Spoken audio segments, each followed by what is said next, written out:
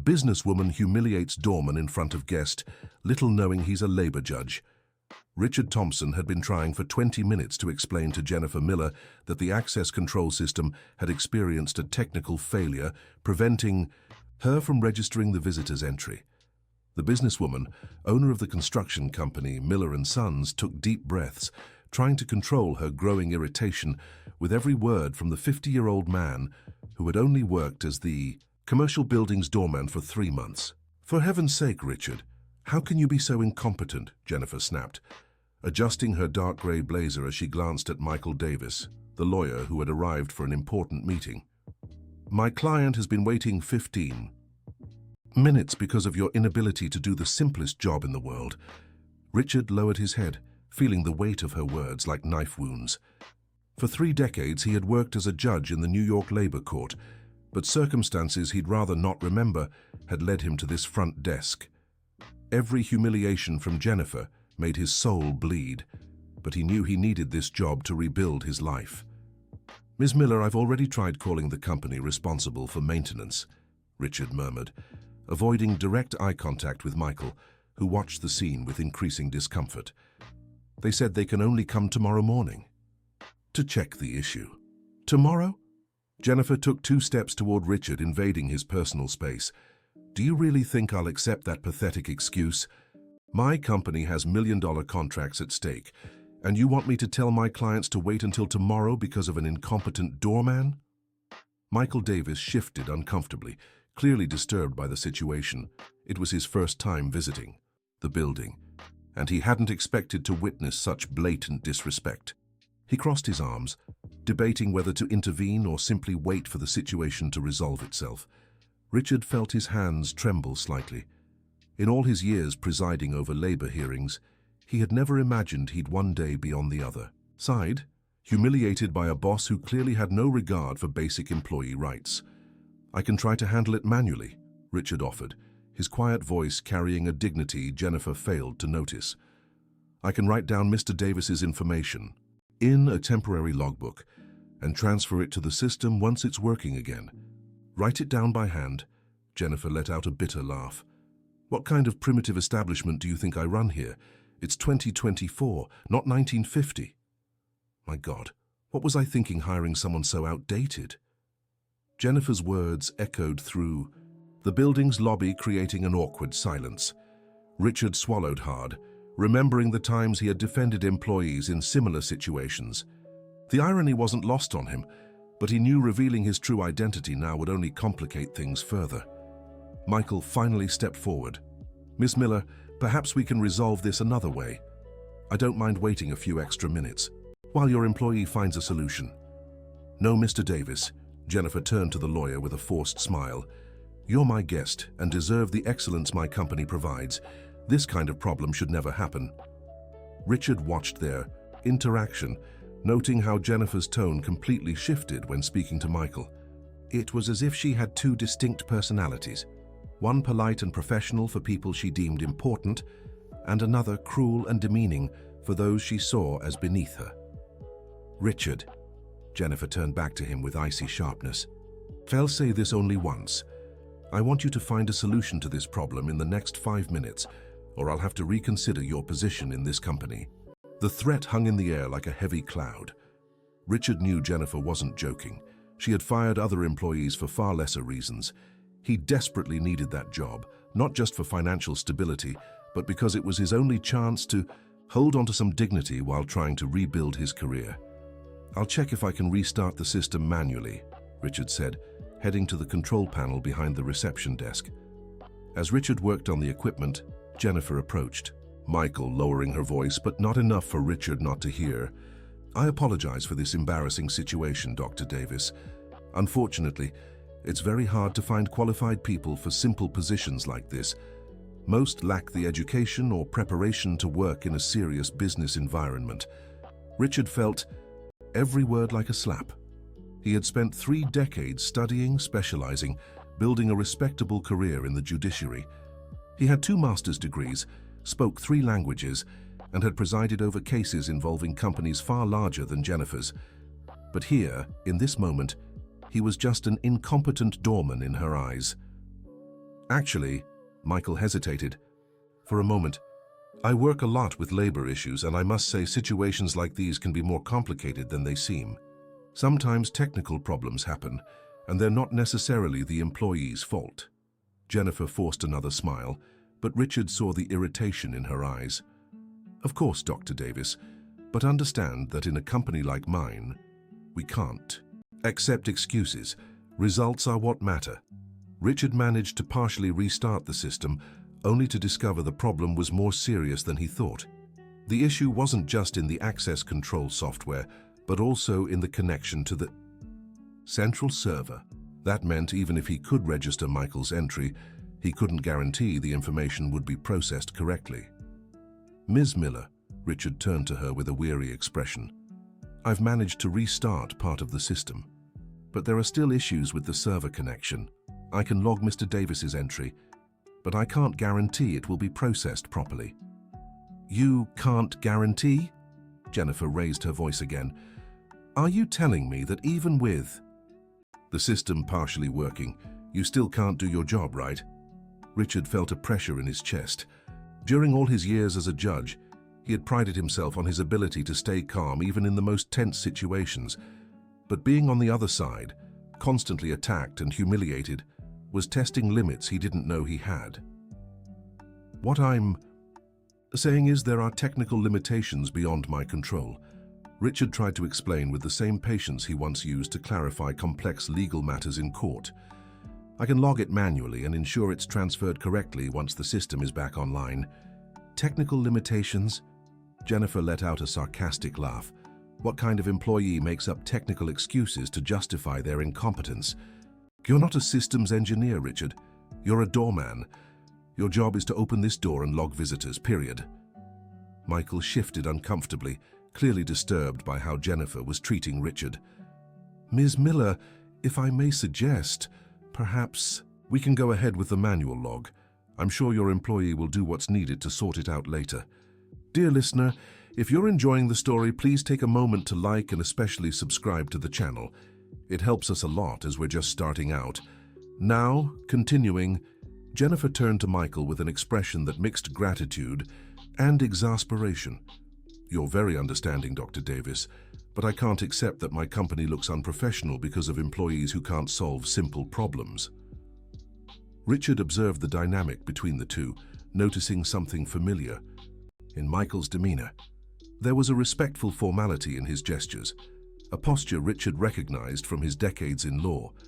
More than that, there was something in Michael's eyes that suggested he understood the situation all too well.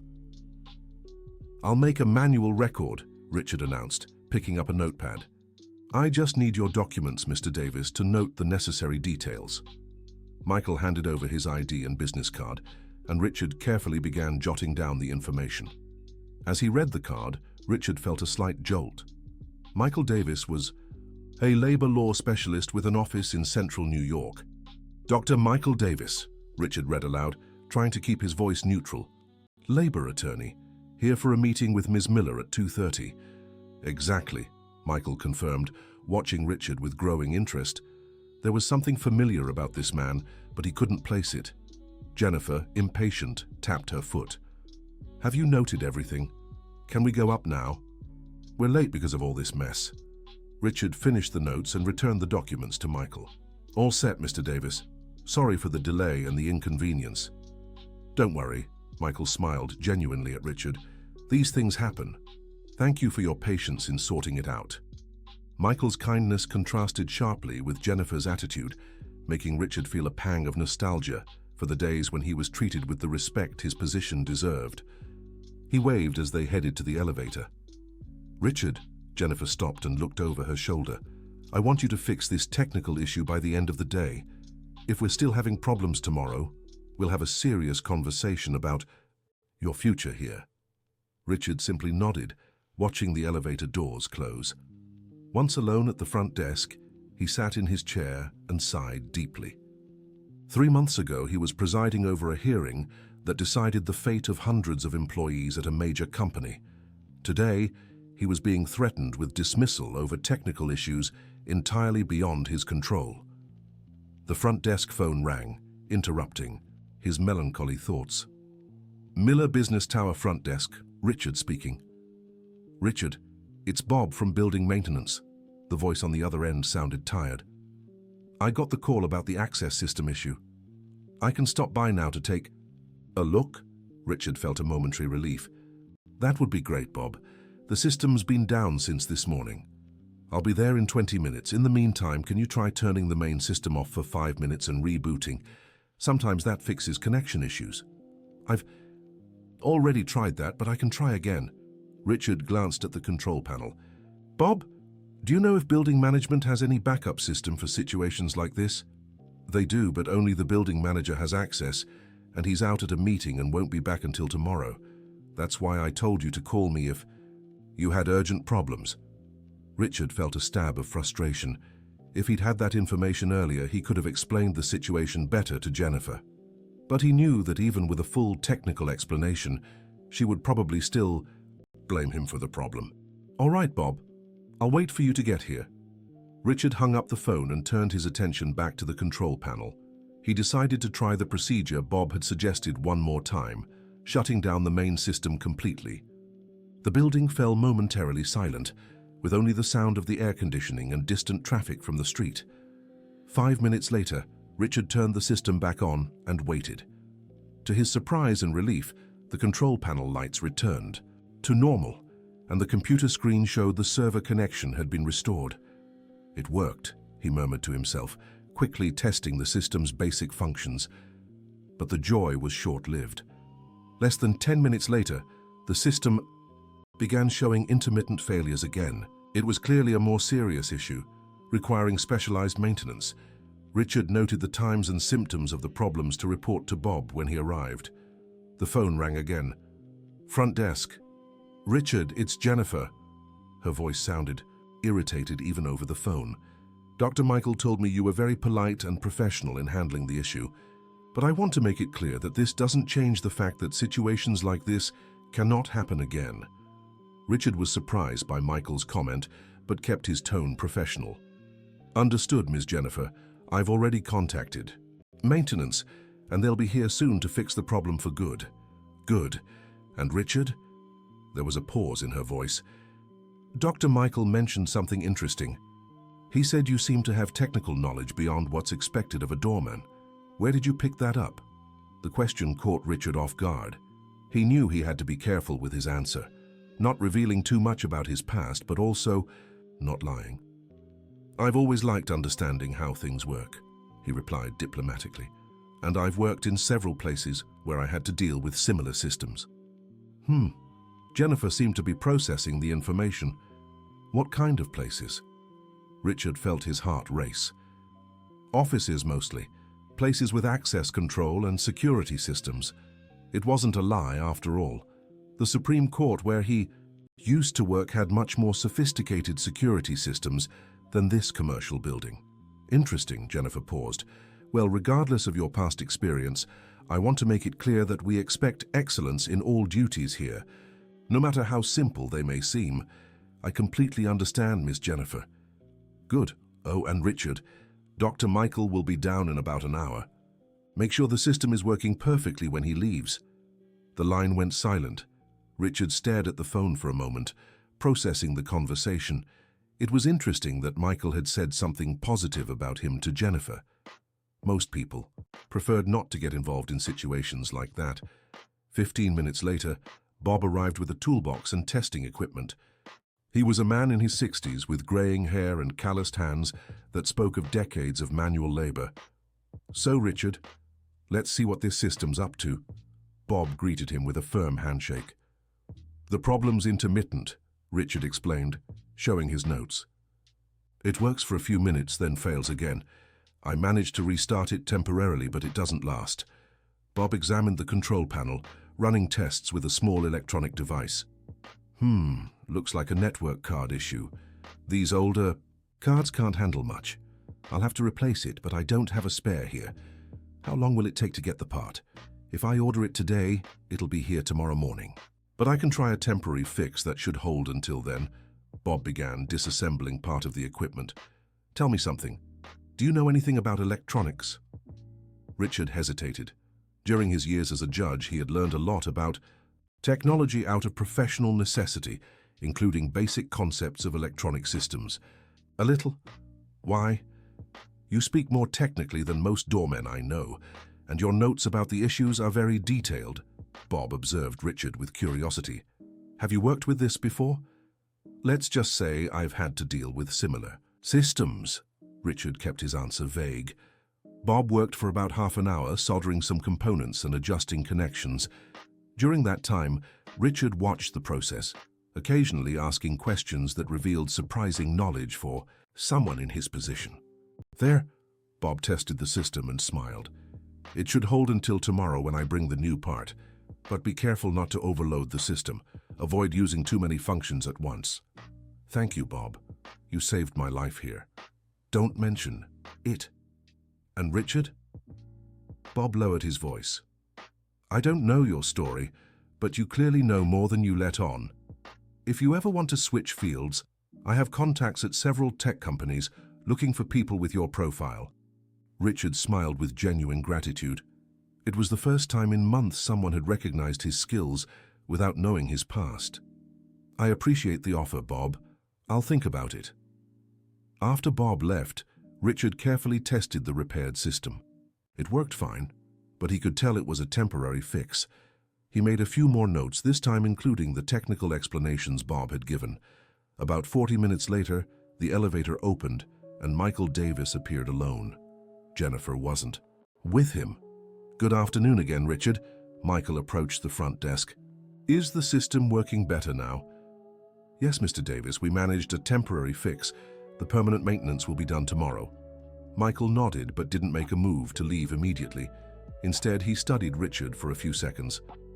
Can I ask you a personal question, Richard? Richard felt a familiar tension, the same kind he used to get when sensing a hearing was about to take an unexpected turn. Of course, Mr. Davis. Have you worked in the legal field before? The question struck like lightning. Richard tried to keep his expression neutral, but knew his eyes had betrayed his surprise. Why do you ask? Your way of speaking, your posture, how you handle difficult situations, Michael listed, watching Richard's reactions closely. It all reminds me of colleagues from the legal profession. And more than that, you seem familiar, but I can't place where from. Richard's heart pounded. There was a real chance Michael recognized him from some case or legal event. Over 30 years, he had attended countless hearings, seminars, and professional gatherings. I've worked in law offices, as I mentioned to Ms. Miller. Richard kept his voice steady. Maybe we crossed paths in one of those settings. Michael continued studying him, clearly unsatisfied with the vague answer. Richard, can I be blunt with you? Richard nodded, though part of him wanted to avoid this conversation. What I witnessed today between you and Ms. Miller deeply troubled me. The way she treated you was disrespectful and likely constituted workplace harassment. Michael spoke with the precision of someone well-versed in the subject. You know you have labor rights that can protect you from that kind of situation, right? The irony of the situation wasn't lost on Richard. There stood a labor lawyer explaining workers' rights to a New York labor court judge who was being subjected to workplace harassment. I appreciate your concern, Mr. Davis. Richard chose his words carefully. But situations like this are complicated. It's not easy to challenge employers when you need the job. I understand perfectly, Sir Michael said, pulling a business card from his pocket. But I want you to know that if you ever decide you can't take this kind of treatment anymore, there are legal ways to seek justice, and there are lawyers willing to help, even when the employee doesn't have financial means. Richard took the card, feeling the weight of Michael's words. He had said similar things to countless workers throughout his career as a judge, always encouraging people to pursue their rights through the proper channels. Thank you for your kindness. Mr. Davis. Richard, may I ask you one more question? Richard nodded, though he was growing increasingly uneasy with where the conversation was headed. Did you study law? The direct question made Richard swallow hard. He could lie, but something in Michael's sincere expression made him hesitate. Why do you ask? The way you express yourself, especially when you were explaining the technical issues to Mrs. Miller. You used an argumentative structure very similar to what lawyers use." Michael smiled slightly. "And when I mentioned labor rights earlier, I noticed a recognition in your eyes that goes beyond the basic knowledge of an average worker." Richard stayed silent for a few seconds, weighing his options. Part of him wanted to confide in Michael, to find in a fellow legal professional the support he hadn't had in months. But another part knew that revealing his identity could complicate everything further. "I've had some exposure to law, yes," Richard finally admitted, "but I never practiced as an attorney." It was technically true. He had served as a judge, not a lawyer. Michael nodded, seeming to accept the explanation. "Well, regardless of your background, I want you to know you have rights. And if you ever need guidance, don't hesitate to reach out." "Thank you very much, Mr. Davis. Your consideration means more than you realize." Michael headed for the exit but paused again at the door. "Richard, one last thing. Mrs. Miller mentioned that you have other employees who've been through similar situations." "A few, yes," Richard confirmed, recalling conversations he'd had with other workers in the building. "If you ever want to discuss this as a group, I can organize a free seminar on workers' rights. Sometimes when employees know their rights, it helps improve the workplace for everyone." After Michael left, Richard was alone with his thoughts. He held the lawyer's business card, studying the printed credentials. Michael Davis had graduated from the same university where Richard had once taught labor procedure law as a guest professor years ago. It was possible they had crossed paths at some academic or professional event. Richard tried to remember, but after 3 decades in the legal field, he had met thousands of people. The phone rang, interrupting his reflections. "Richard, it's Jennifer." Her voice sounded different, less hostile. "Did Mr. Davis leave?" "Yes, Mrs. Miller, a few minutes ago." "Did he mention anything about his conversation with you?" Richard hesitated. Michael had brought up workers' rights, but he doubted Jennifer would want to hear that. He asked if the system was working properly and thanked me for the assistance. "Anything else?" "Nothing significant, Mrs. Miller." There was a pause on the line. Richard could almost hear Jennifer thinking, "Richard, Mr. Michael made some interesting comments about you during our meeting. He said you demonstrate skills beyond what's expected for your current role." Richard felt a knot in his stomach. He wasn't sure if that was positive or negative. "He also mentioned you seem to have knowledge in the legal field," Jennifer continued. "Is that true?" "I've had some exposure to legal matters in previous jobs." Richard repeated the answer he'd given Michael. "What kind of exposure?" "I worked in offices where I handled legal documentation, contracts, that sort of thing." Richard knew he was treading on dangerous ground. Every question from Jennifer forced him to elaborate on his background story, increasing the risk of future contradictions. "Interesting," Jennifer paused. "Richard, tomorrow I'd like to have a more detailed conversation with you about your professional history. We might have other opportunities in the company for someone with your experience." The call ended, leaving Richard with a mix of hope and apprehension. On one hand, Jennifer seemed to be considering promoting him to a better position. On the other, it would mean more scrutiny of his past, something he'd rather avoid. Richard checked the clock.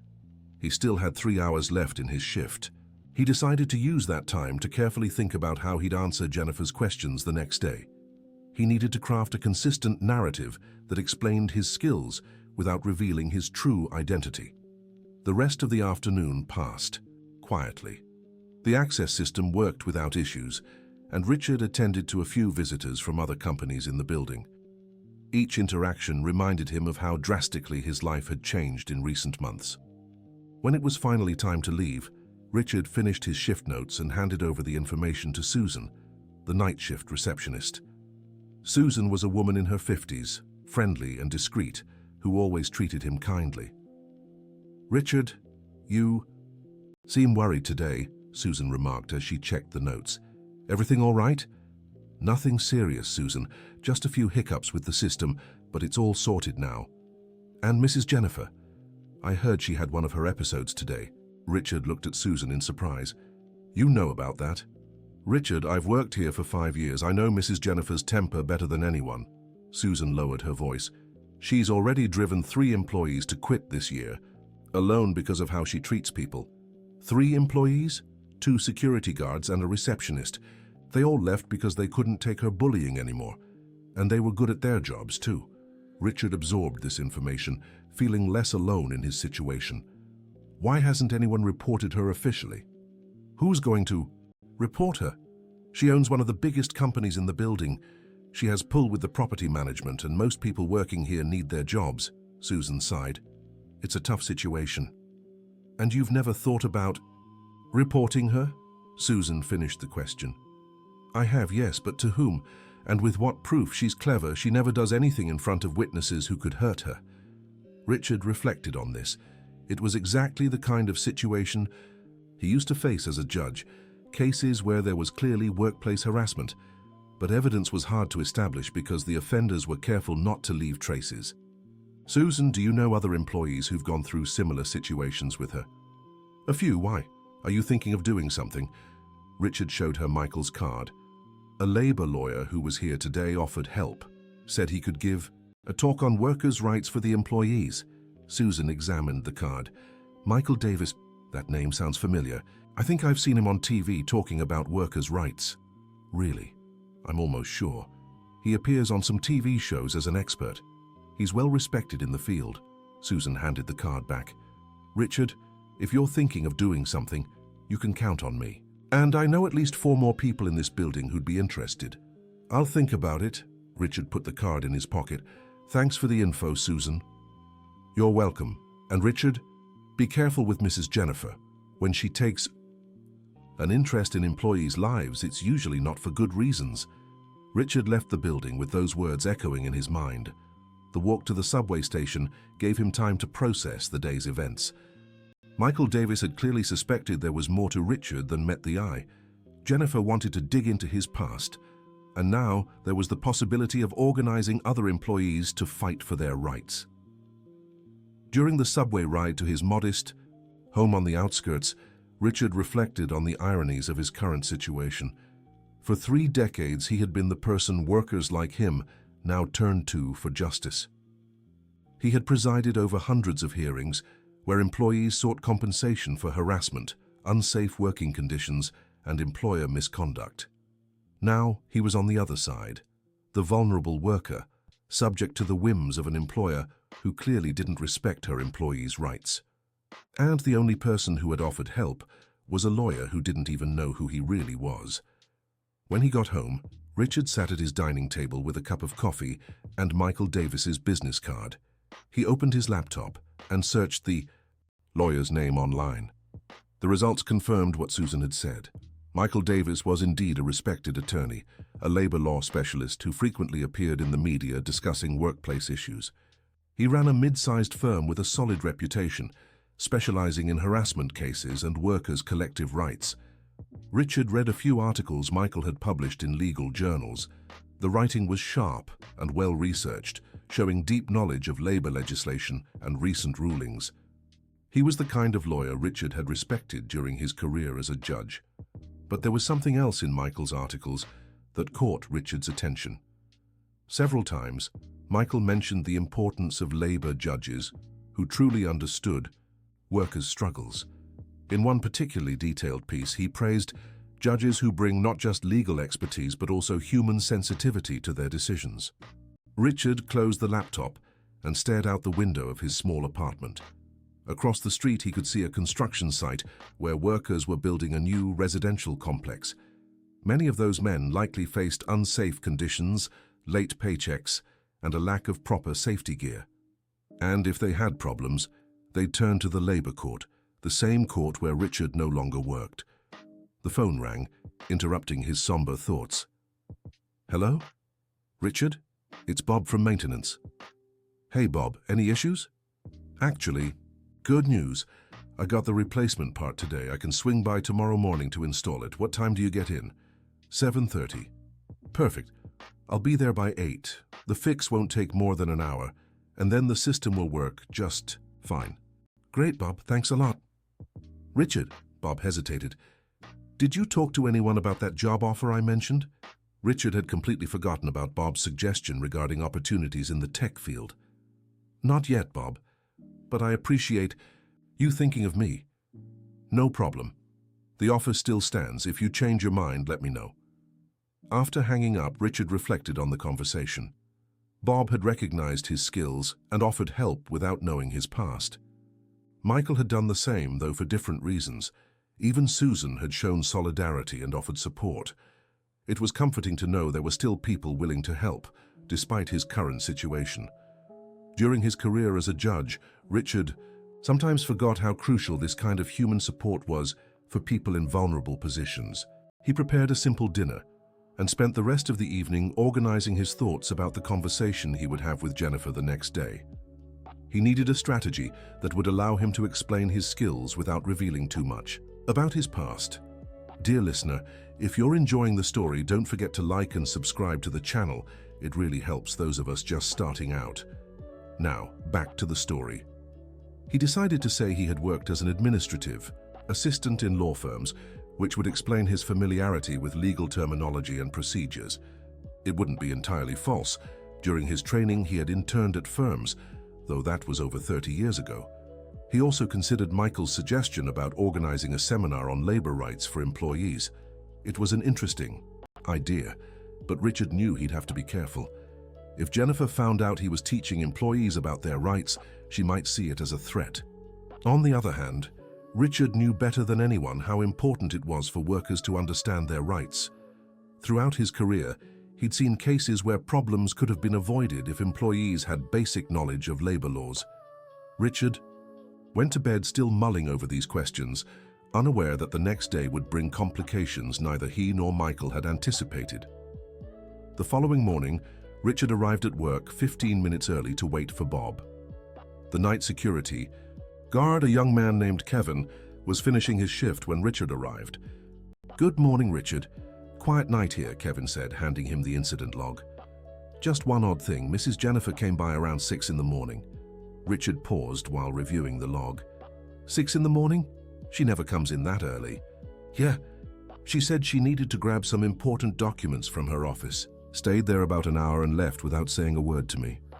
Definitely strange, Richard noted mentally.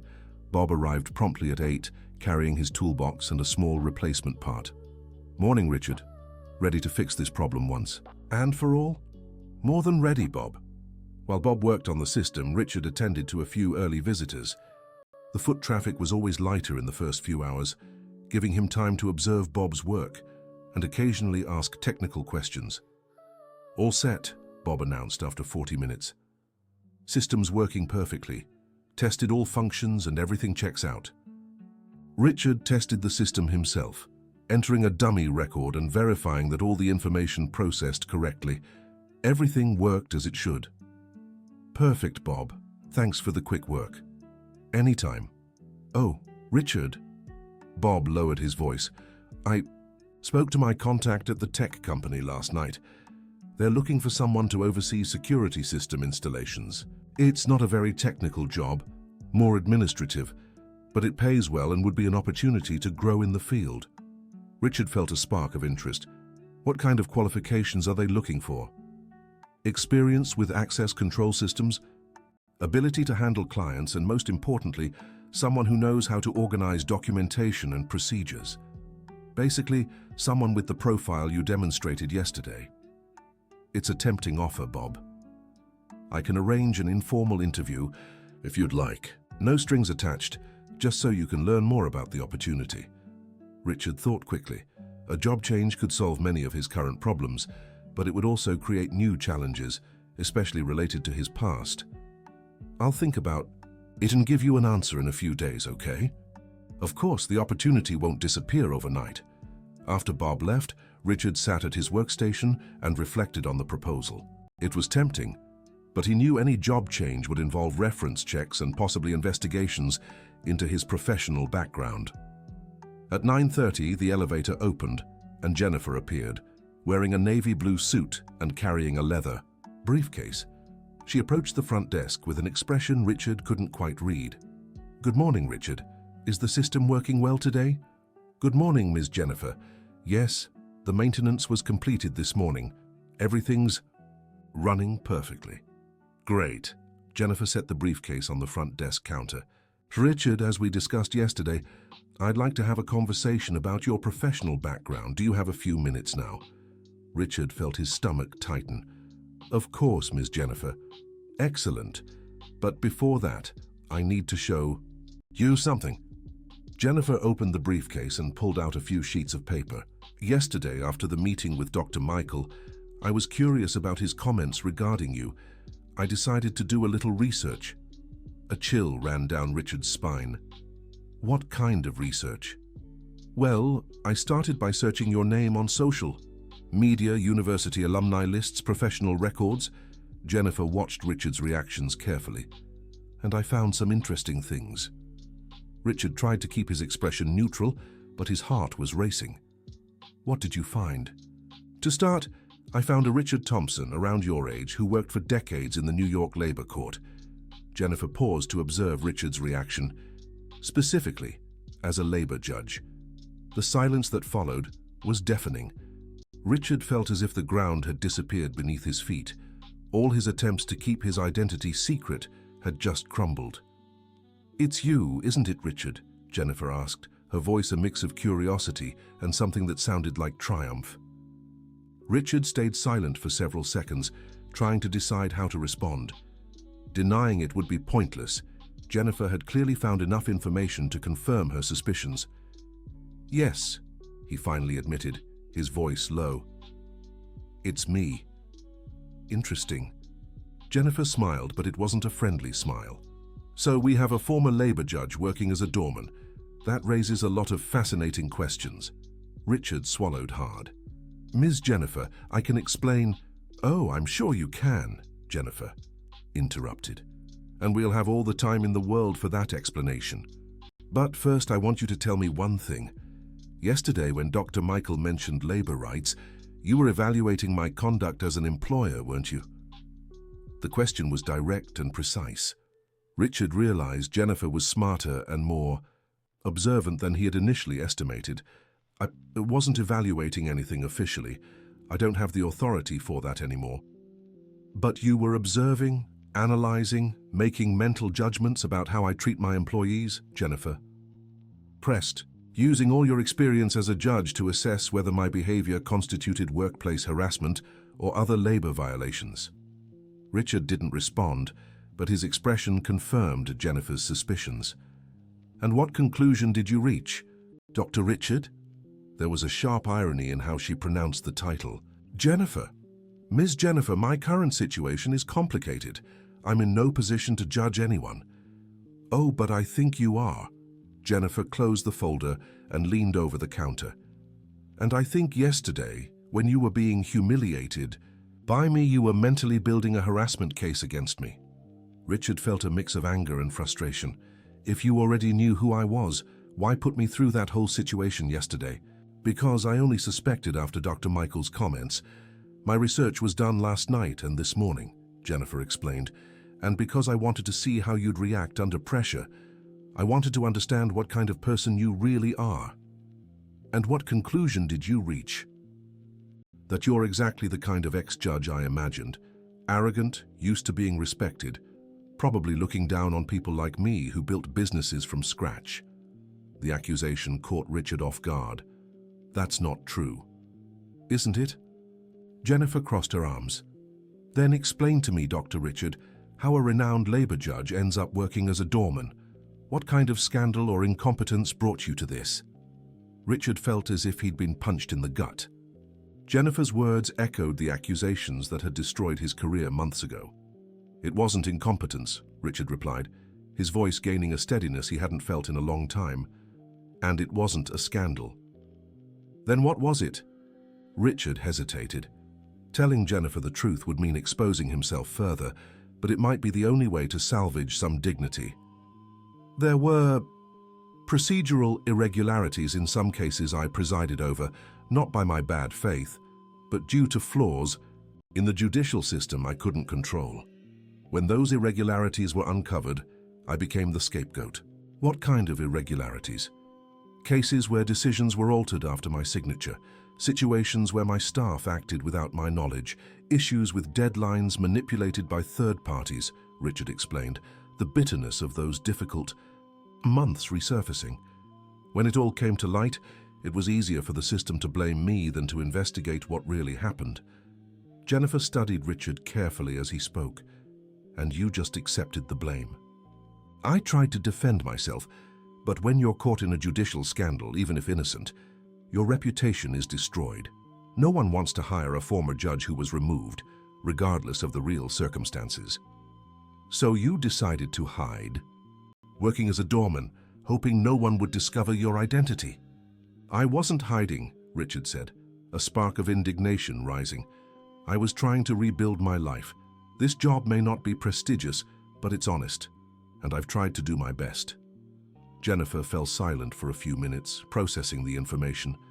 Richard could see her weighing the situation, likely deciding how to use this new knowledge.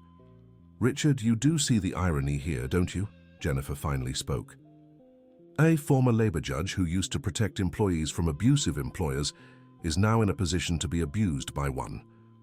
The irony hasn't escaped me, Richard admitted. And do you also realize I now have a significant advantage over you? Jennifer continued. If I decide to make your identity public, it could make your situation even more difficult. Richard felt his blood run cold. What do you want, Jennifer? Oh, now it's Jennifer. She smiled ironically. Interesting how the dynamic has changed, isn't it? What do you want? Richard repeated. First, I want the full truth about what happened to you. And second, I want to understand what you intend to do with the knowledge you have about my company and how I treat my employees. Richard realized he was in a very precarious position. Jennifer now had information that could make his life even harder, and she was clearly willing to use it as leverage. The truth is exactly what I said. I was unjustly removed for irregularities I didn't commit. I lost my career, my reputation, and nearly all my financial resources. This job is all I have left. And what about my company? I don't intend to do anything. I just want to work in peace and rebuild my life. Even knowing that my behavior yesterday constituted workplace harassment, even knowing other employees go through similar situations, the question was a trap, and Richard knew. If he said yes, he'd be admitting he considered Jennifer guilty of illegal practices. If he said no, he'd be denying his own experience and professional knowledge. Jennifer, I'm no longer in a position to make legal judgments about anyone. Richard chose a diplomatic answer. But you have an opinion, don't you? She pressed. Richard sighed. We all have behaviors that could be improved. That goes for employers and employees alike. Very diplomatic, Dr. Thompson. I see your legal expertise hasn't completely faded. The front desk phone rang, interrupting the tense conversation. Richard answered, grateful for the distraction. Front desk. Richard, it's Michael Davis. Good morning. Richard's heart skipped a beat. Michael calling right at that moment with Jennifer listening to everything. Good morning, Mr. Davis. Listen, Richard, I've been thinking about our conversation. Yesterday, I managed to schedule that talk on labor rights I mentioned. Could we meet today to go over the details? Richard glanced at Jennifer, who was watching every nuance of his expression. I'm in a bit of a complicated situation. Right now, Mr. Davis. Any problems? Is your employer giving you trouble because of our talk yesterday? Not exactly, but it's hard to explain over the phone. Michael seemed to sense something was wrong. Richard, can you speak freely now, or is someone listening? Richard looked at Jennifer again, who gestured for him to continue the conversation. Normally. Yes, Mr. Davis. I see, Richard, I'll be direct. If you're facing pressure or retaliation because of our talk about labor rights, that's illegal. And if someone is trying to intimidate you right now, I want you to know you have legal protection. I appreciate your concern, Mr. Davis. Richard, can I speak to the person there with you? Richard looked at Jennifer, who nodded. Mr. Davis, Ms. Jennifer Miller is here. Would you like to speak with her? Please. Richard handed the phone to Jennifer, who took it with a confident expression. Dr. Davis, this is Jennifer Miller. How can I help you? Richard couldn't hear Michael's side of the conversation, but he watched Jennifer's expressions shift, as the conversation continued. "No, Dr. Davis, there's no pressure or retaliation," Jennifer said in a carefully controlled voice. "We were just having a conversation about Richard's professional development." A few more seconds of silence passed as Jennifer listened. "I understand your concern, Dr. Davis, but I assure you nothing inappropriate is happening here. Richard is a valued employee, and we're exploring opportunities to better utilize his skills." Richard noticed Jennifer take a few steps away from the counter, clearly trying to have a more private conversation with Michael. "Yes, Dr. Davis, I fully understand labor laws," Jennifer said with a hint of irritation in her voice. "My company operates within all legal parameters." Richard tried to imagine what Michael was saying on the other end of the line. He was likely pressing Jennifer about the situation he had witnessed the day before. "Dr. Davis, I think there's a misunderstanding about what happened yesterday," Jennifer continued. "What you interpreted as inappropriate treatment was just a stressful situation related to technical issues. Richard and I have already discussed it and resolved everything." Richard knew Jennifer was lying, but he also knew it would be very hard to prove otherwise, especially given his current situation. "Though, of course, Dr. Davis, Richard can confirm this personally." Jennifer returned to the counter and handed the phone to Richard. "Richard, is what Mrs. Miller is saying true?" Michael asked directly. Richard felt the weight of the question. Jennifer was watching his every move, clearly expecting him to confirm her version of events. "Mr. Davis, the situation is more complicated than it seems." Richard tried to be honest without causing bigger problems. "Richard, I need you to give me a clear answer. Are you experiencing workplace harassment or inappropriate treatment?" I can't properly discuss this right now, Mr. Davis." "Why not? Is someone preventing you from speaking freely?" Richard glanced at Jennifer, who gave him a subtle but clear gesture. If he said anything that harmed her, there would be consequences. "Not exactly, Mr. Davis. It's just that the situation is more complex than I initially thought." Michael was silent for a few seconds. "Richard, I'll be very clear. If you can't speak freely now, I want you to call me later when you're alone. I have a professional and ethical obligation to investigate potential labor rights violations." "I understand, Mr. Davis." "And Richard? If I find out you're being coerced or intimidated into not telling the truth, that will only make your employer's legal situation much more complicated." The line went silent. Richard handed the phone back to Jennifer, who had heard at least part of the conversation. "Dr. Davis seems very concerned about your well-being, Richard," Jennifer remarked with irony. "Almost as if you shared something yesterday that alarmed him. I didn't share anything specific about you or the company, but he formed impressions about my behavior yesterday, didn't he?" Jennifer crossed her arms. "And now he's worried I'm retaliating against you." Richard didn't answer, but his expression confirmed Jennifer's suspicions. "Richard, let's make a few things clear," Jennifer said, in a voice that mixed authority and threat. "First, if you decide to cooperate with any kind of investigation or lawsuit against my company, I can make your life much harder than it already is." "How?" "I can share information about your past with potential employers. I can challenge any professional references you try to use, and I can make it very difficult for you to find another job in New York." Richard felt his anger rising. "That would be illegal retaliation, would it?" Jennifer smiled coldly. "Prove it. A former judge removed for procedural misconduct against a respected businesswoman with 20 years of market reputation. Who do you think would be more credible?" Richard realized that Jennifer had carefully thought through the situation. She had more power, more resources, and more public credibility than he did. "On the other hand," Jennifer continued, "if you decide to be reasonable and keep working normally without causing problems for my company, I might consider promoting you to a better position that makes use of your qualifications." It was an attractive offer, but Richard knew it came with a high price: his integrity and abandoning other employees who were going through similar situations. What kind of position? Legal assistant, perhaps, or labor compliance coordinator, something that puts your legal experience to good use. Richard considered the offer. It was tempting, especially given his current financial situation. But he also knew that accepting would mean becoming complicit in the very behavior he had dedicated his career to fighting. "I need to think about it," Richard finally replied. "Of course, but don't think too long." Jennifer picked up her briefcase. "And Richard, if you decide to call Dr. Michael to clarify our conversation yesterday, remember that I now know exactly who you are and what I can do with that information." Jennifer headed for the elevator, leaving Richard alone with his conflicting thoughts. He was torn between his professional integrity and his need for financial survival, between his knowledge of workers' rights and his own vulnerability as an employee. The phone rang again 15 minutes later. "Richard, it's Michael again. Can I speak freely now?" Richard looked around. The reception area was empty, and Jennifer had gone up to her office. "Yes, Mr. Michael, Ms. Jennifer has left." "Good. Richard, I need you to tell me exactly what happened after I hung up, and this time I want the full truth." Richard hesitated.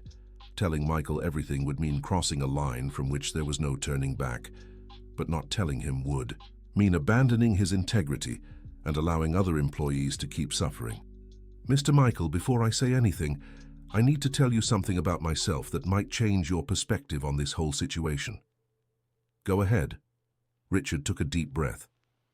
"I'm Richard Thompson, former judge at the New York Labor Court. I worked in labor law for 30 years before being removed a few months ago." The silence on the other end stretched for several seconds. "Judge Richard Thompson," Michael finally spoke, his voice filled with surprise. "The judge who presided over the Miller metallurgy case 2 years ago?" "Among many others, yes." "My God, Richard, I remember you. I attended several hearings in your court. You were respected as one of the most competent and fair judges in the region." Richard felt a mix of pride and melancholy. "I was, yes, in the past." "What happened, Richard? There were rumors about irregularities, but I never knew the details." Richard told Michael the same version he had shared with Jennifer, but this time with more details about the political and administrative pressures he had faced. "That's a terrible situation, Richard. I know other judges who've gone through similar things. The system sometimes sacrifices good professionals to protect bigger problems." "Exactly. And now I'm in the position of someone desperately needing a job, being blackmailed by an employer who discovered my identity." "Blackmailed? Tell me exactly what Ms. Miller said." Richard recounted the entire conversation with Jennifer, including the threats and the promotion offer, in exchange for his silence. "Richard, this is a classic case of workplace coercion and blackmail," Michael said indignantly. "And it's even worse because it's being used against someone who knows their rights perfectly well." "But Michael, you need to understand my situation. I need this job. And Jennifer is right about one thing. If she makes my identity and background public, it'll be even harder for me to find work." "Richard, listen to me carefully. If you give in to Mrs. Miller's blackmail, it won't solve your problem. It'll only give her more power over you, and it'll allow her to keep abusing other employees." Richard knew Michael was right, but the fear of being left without financial resources was stronger than his ethical outrage. "Besides," Michael continued, "as a former labor court judge, you have a special moral responsibility. You know better than anyone how important it is to protect vulnerable workers." "But now I'm the vulnerable worker, Michael." "Exactly, and that should make you even more determined to fight this kind of abuse." Richard fell silent, processing Michael's words. "Richard, can I make a proposal?" "Go ahead." "I want to represent you in a lawsuit against Mrs. Miller and her company, at no cost to you, and during the process, I can help you find other job opportunities through my network."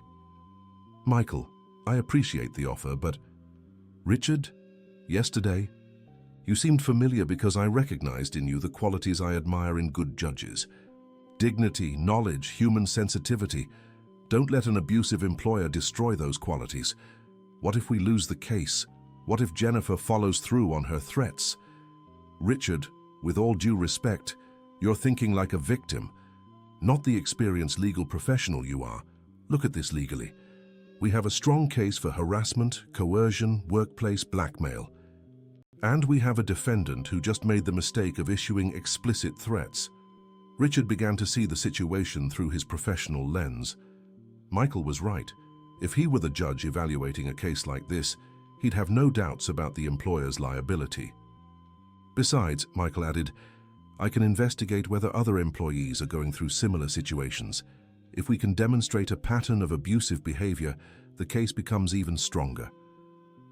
Susan, the night doorman, mentioned that other employees have quit because of Jennifer's behavior. Perfect. Those former employees could be key witnesses. For the first time in months, Richard felt a glimmer of hope that he might regain some control over his situation. Michael, if I decide to do this, what's the next step? First, you need to document everything that's happened. Every conversation, every threat, every instance of harassment. Second, you need to keep working normally while we gather evidence. And third, you need to trust that we're doing the right thing. What about Jennifer's threats to expose my identity? If she does that as retaliation for a labor lawsuit, it'll be an additional violation that only strengthens our case. And Richard, your identity as a former judge might actually work in our favor. It shows that even experienced professionals can be victims of workplace abuse. Richard thought about the proposal for a few minutes. It was risky, but it also represented his best chance to reclaim his dignity and help other employees. Michael, I'll do it, but on one condition. What's that? I want this case to be used as an example to educate other workers about their rights. If we're going to do this, let's make it something that helps people beyond just the two of us. Richard, that's exactly the attitude I expected from you. I accept the condition. Then let's move forward. Great, I'll start preparing the necessary paperwork. In the meantime, keep working as usual, but write down everything Mrs. Miller says or does. And Richard? Michael paused. So I'm proud to work with you on this case. After hanging up, Richard felt different. For the first time in months, he wasn't just a passive victim of circumstances. He was making an active decision to fight for his rights and the rights of other workers. But he also knew the coming days would be extremely difficult. Jennifer wouldn't passively accept his decision to resist the blackmail. And Richard would have to carefully navigate between keeping his job temporarily and gathering evidence for the case. The rest of the morning passed quietly, but Richard remained constantly alert, expecting Jennifer to return and continue her psychological pressure. He began writing down in detail everything that had happened since the day before, using his legal experience to create an accurate and complete record of events. At 11:30, the elevator doors opened and Jennifer stepped out accompanied by a man Richard didn't recognize. The man appeared to be in his 40s, wore an expensive suit, and carried a leather briefcase. Richard, Jennifer, approached the counter with a smile that didn't reach her eyes. I'd like to introduce you to Mr. Robert Wilson, my company's attorney. Richard greeted Robert, immediately realizing Jennifer had decided to escalate the situation by bringing in legal representation. Mr. Wilson, this is Richard, the one I mentioned, Jennifer continued. The employee with special qualifications. Robert studied Richard with professional interest. Pleasure, Richard. Mrs. Miller told me about your legal background. Very interesting. Likewise, Mr. Wilson. Richard, Robert went on, Mrs. Miller asked me to clarify some legal matters regarding employment contracts and confidentiality. Specifically, the obligations employees have concerning information that could affect their employer's reputation. Richard immediately understood where Robert was heading. It was a sophisticated way of reinforcing the threats Jennifer had made. I see, Richard replied carefully. Say, for example, Robert continued, employees who make unfounded accusations against employers can be held liable for moral and material damages, especially when those accusations are based on misunderstandings or misinterpretations of normal workplace situations. Of course, Richard kept his tone neutral, but internally he was analyzing every word as additional evidence of coercion. It's also important to understand, Robert added, that employers have the right to share factual information about an employee's professional history with other potential employers. As long as the information is true, it doesn't constitute defamation. Richard realized Robert was more subtle than Jennifer, but the message was essentially the same: cooperate or face consequences. On the other hand, Robert shifted his tone slightly. Employers who recognize the value of special employees often find ways to reward that loyalty with professional growth opportunities. The carrot following the stick. Richard had seen this strategy many times in his career. "I appreciate the clarification, Mr. Wilson," Richard replied diplomatically. "Excellent," Jennifer smiled. "Richard, Mr. Wilson will be working with us regularly in the coming weeks. I'm sure you'll have plenty of opportunities to discuss legal matters." The message was clear. Robert would be a constant presence, monitoring Richard and reinforcing the legal pressure. "Richard," Robert handed him a business card, "if you have any questions about labor or legal issues, don't hesitate to reach out. I always enjoy helping colleagues with experience in the legal field." Richard picked up the card, noticing that Robert had emphasized the word colleagues in a way that suggested professional respect, but also an expected camaraderie. "Thank you very much, Mr. Wilson." After Jennifer and Robert stepped into the elevator, Richard examined the card. Robert Wilson was a partner at a mid-sized firm specializing in corporate and labor law. His resume, printed on the back, showed significant experience defending business owners in labor disputes. Richard grabbed his phone and called Michael. "Michael, it's Richard. We have a new development." "What happened?" Richard described Robert's visit and the conversation they'd had. "Interesting," Michael remarked. "Mrs. Miller is moving fast. Bringing in a lawyer to intimidate you shows how worried she is about you taking legal action, or it shows she's preparing for a legal battle. Probably both. Richard, this actually works in our favor. Every additional attempt at intimidation strengthens our case." Robert was very careful with his words. He didn't make direct threats. He didn't have to. The context makes it clear it was intimidation. "And Richard, do you know Robert Wilson?" "Not personally, but I recognize the name. He's represented some companies in cases that came through my court. How would you assess him professionally?" "Competent, but not exceptional. Tends to be more aggressive in tactics than brilliant in legal strategy." "Great. That gives us an advantage. Richard, I want you to keep documenting everything, including this visit. And if Robert or Jennifer try any further pressure, I want to know immediately." "Understood." "Oh, and Richard? I've started looking into other employees who left Mrs. Miller's company. I've already found 2 willing to talk about their experiences." "Really?" "Yes, and their stories are very similar to yours. Harassment, psychological pressure, veiled threats. We're building a pattern of behavior that will be hard for the defense to dispute." Richard felt a mix of satisfaction and sadness. Satisfaction because there was evidence that could lead to a fair resolution, but sadness because it confirmed others had suffered the same kind of abuse.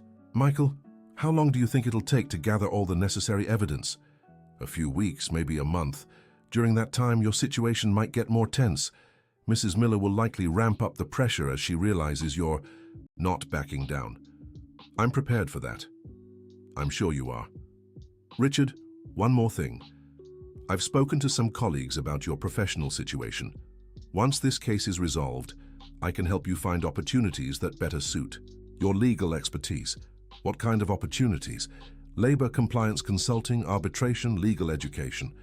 There are plenty of options for someone with your experience and reputation." "My reputation's been tarnished, Michael." "In the court system, maybe, but in private practice and academia, many recognize you were a victim of political circumstances, not professional incompetence." Richard felt a flicker of hope. Maybe there was professional life for him after this crisis. "Thank you, Michael. It means a lot to know I have that support."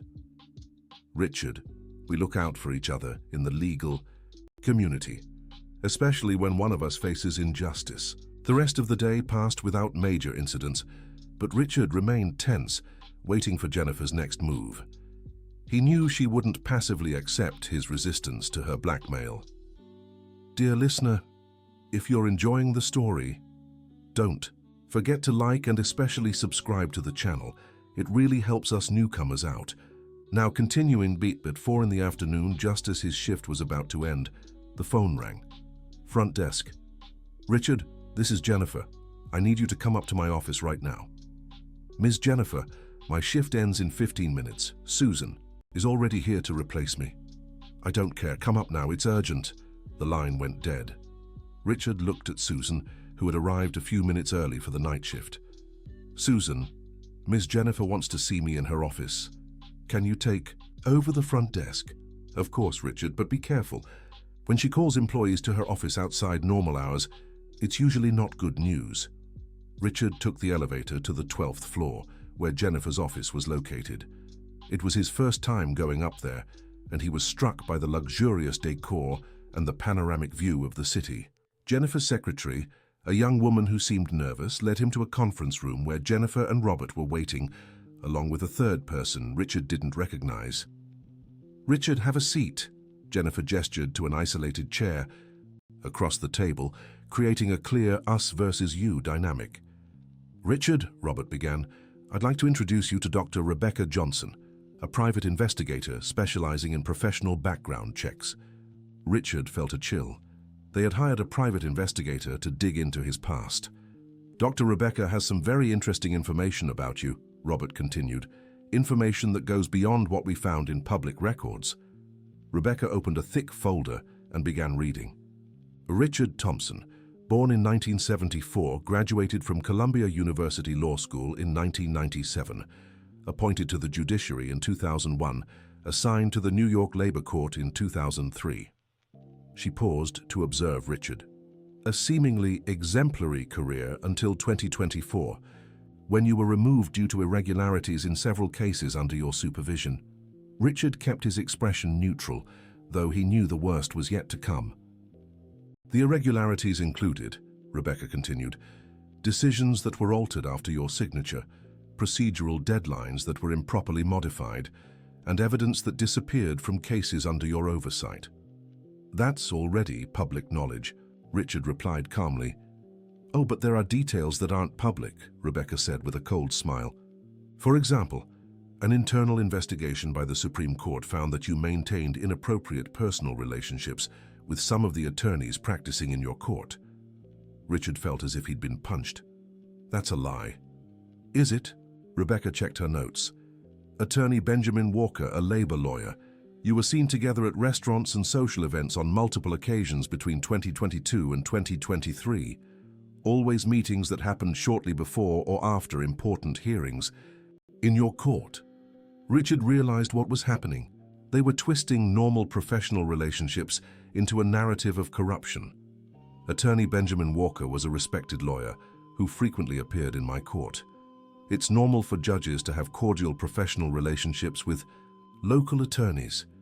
Cordial professional relationships don't include dinners at expensive restaurants paid for by the attorney, Rebecca countered. "That never happened." "We have receipts," Rebecca said, showing some papers. "The Capitol Grill, March 15, 2023. Bill for $847 paid by attorney Benjamin Walker's credit card, and you were seen leaving the restaurant with him at 10:30 p.m. Richard tried to recall the date. It was possible he'd had dinner with Benjamin Walker at some point, but certainly not in the way Rebecca was describing. Even if that were true, occasional social meetings with attorneys don't constitute corruption, don't they? Robert stepped into the conversation. "And when these meetings result in favorable decisions for these lawyers' clients, my rulings have always been based on the legal merits of the cases." "Richard," Jennifer finally spoke, "we're not here to judge your past conduct. We're here to protect our company from potential legal issues related to your current situation." Richard realized this entire performance had a specific purpose. "What do you want?" "We want your signature on a confidentiality agreement." Robert slid a document across the table. "An agreement that protects both you and our company from future misunderstandings." Richard skimmed the document quickly. It was a comprehensive agreement that would essentially prevent him from speaking about any aspect of his employment at the company, including situations that could be interpreted as workplace harassment or other labor violations. "And if I don't sign?" "Then Dr. Rebecca will continue her investigation," Jennifer replied. "And who knows what other interesting information she might uncover about your relationships with lawyers, your questionable rulings, or other activities that may have contributed to your fall from the bench." Richard understood the blackmail perfectly. Signing the agreement meant abandoning any possibility of legal action against Jennifer, but refusing to sign would result in the release of distorted information that would destroy any chance of rebuilding his career. "I need time to read this document properly." "You have until tomorrow morning," Robert stated.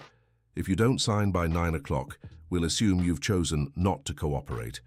And Richard, Jennifer added, remember this agreement also includes a financial compensation clause. If you sign, you'll receive a 6-month severance payment. It was the final carrot. Richard knew he was being manipulated, but he also knew his financial situation made the offer extremely tempting. Can I take the document to review at home? Of course, Robert agreed. But remember, this is confidential. It shouldn't be discussed with anyone else. Richard picked up the document and stood to leave. Richard, Jennifer called as he reached the door. I hope you make the right decision. It would be a shame if outdated information about your past were to circulate unnecessarily. Richard left the room feeling as if he were carrying a ticking time bomb. The document in his hands represented a choice between his personal integrity and his financial survival. When he reached the lobby, Susan immediately noticed his expression. Richard, you look pale. What happened up there? I can't talk about it now, Susan, but thank you for your concern. Richard left the building and walked slowly to the subway station, his mind racing to process what had just happened.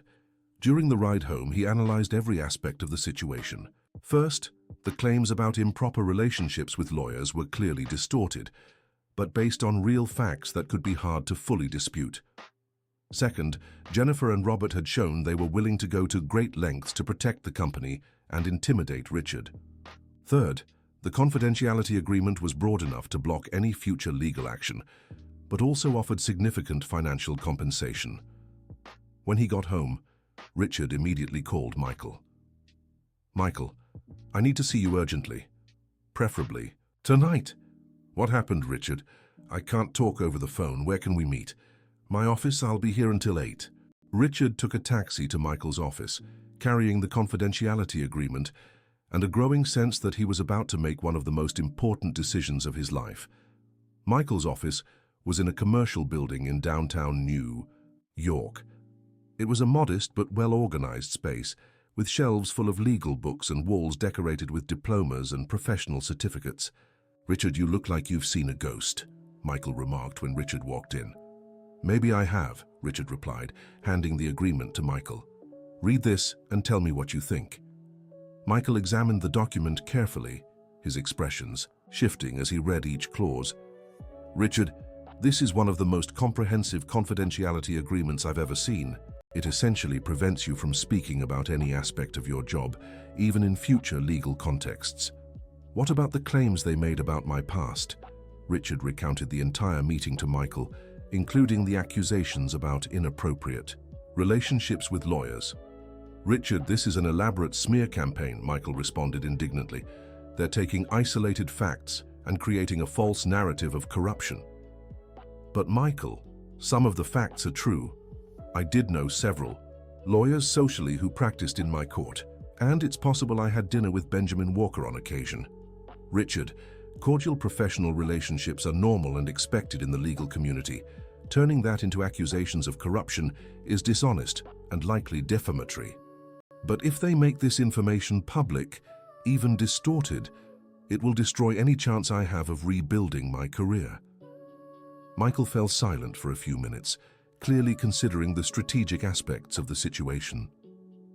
Richard, they're counting on your fear to force you to sign this agreement. But consider this. If you sign, do you really think they'll keep this information to themselves? Or will they use your silence as an implied confirmation that the allegations are true? Richard hadn't thought of that possibility, but Michael was right. Signing the agreement could be seen as an admission of guilt.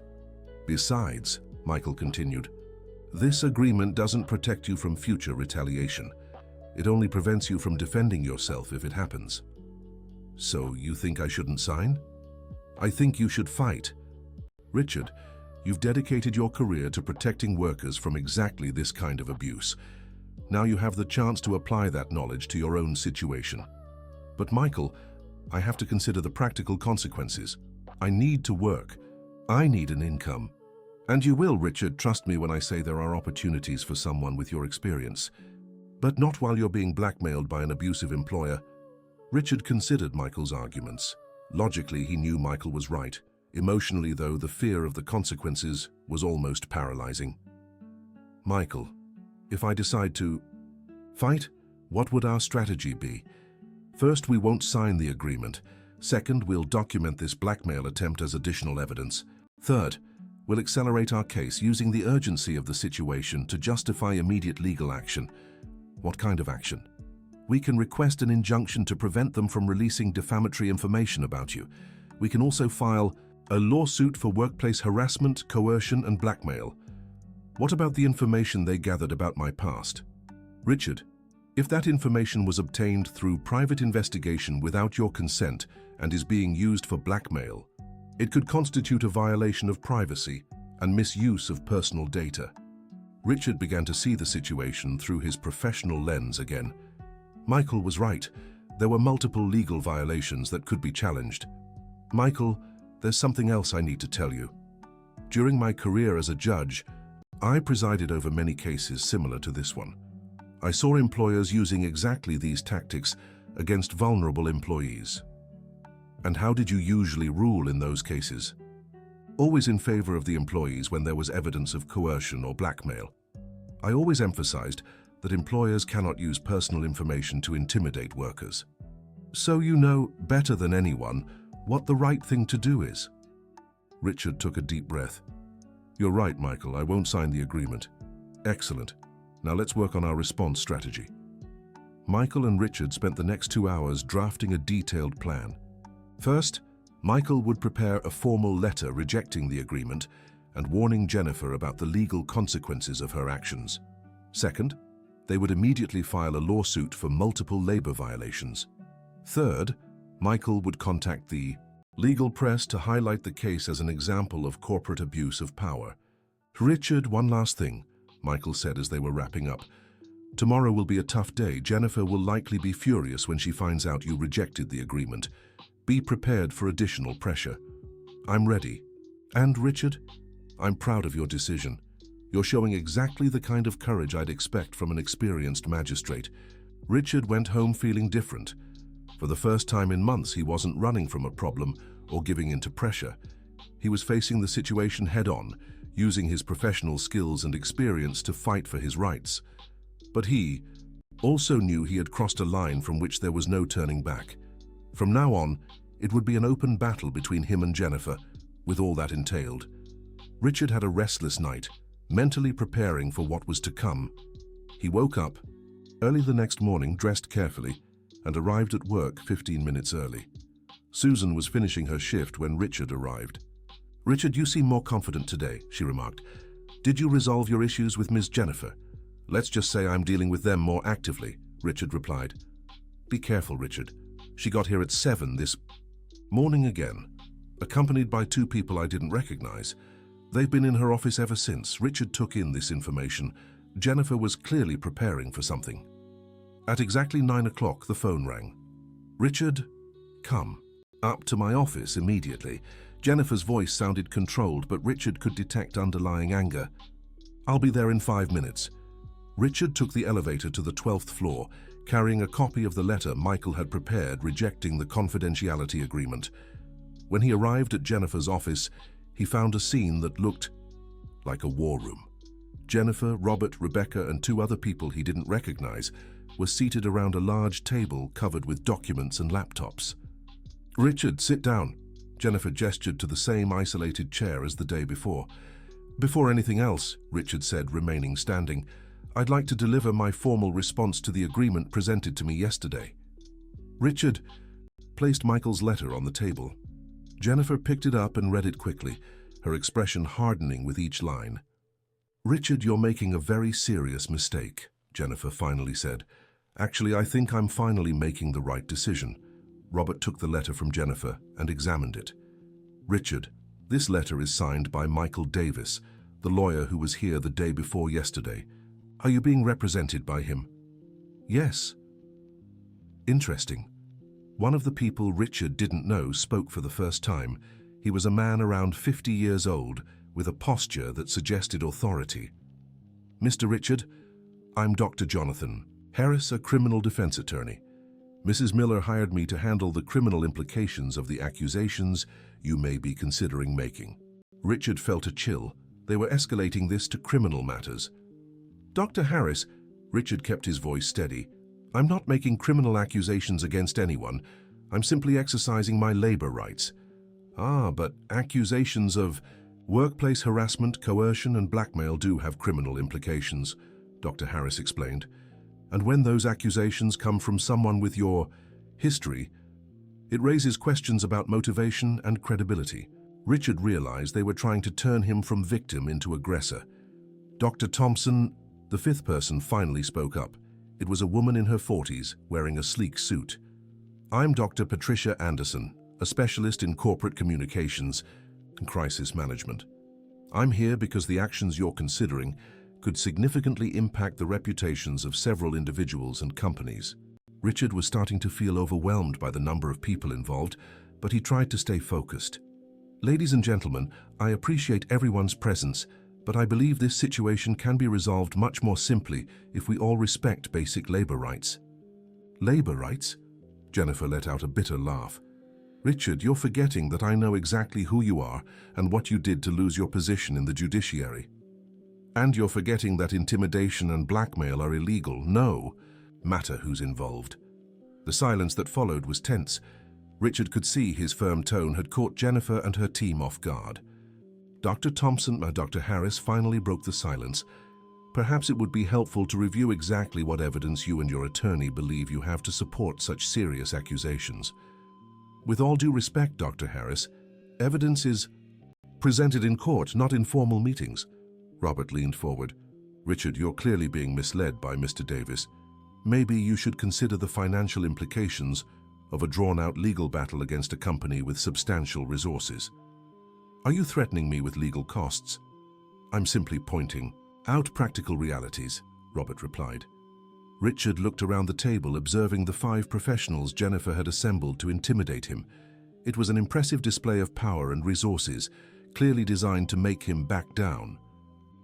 Ladies and gentlemen, Richard said, standing up, I appreciate the time you've taken for this meeting, but I believe any further communication should go through my attorney. Richard, Jennifer stood as well.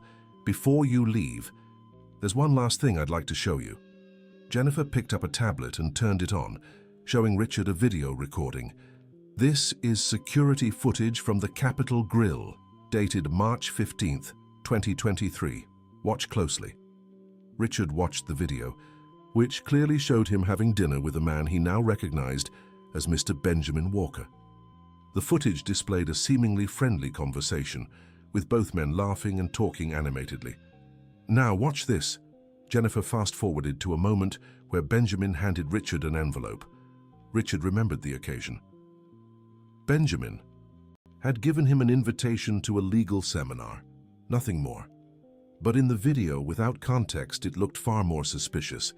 And finally this, Jennifer showed another clip where Richard slipped the envelope into his blazer's inner pocket. What do you see in this video, Dr. Thompson? Richard, Dr. Patricia Anderson asked. I see a professional dinner, where a lawyer handed me an invitation to a legal event.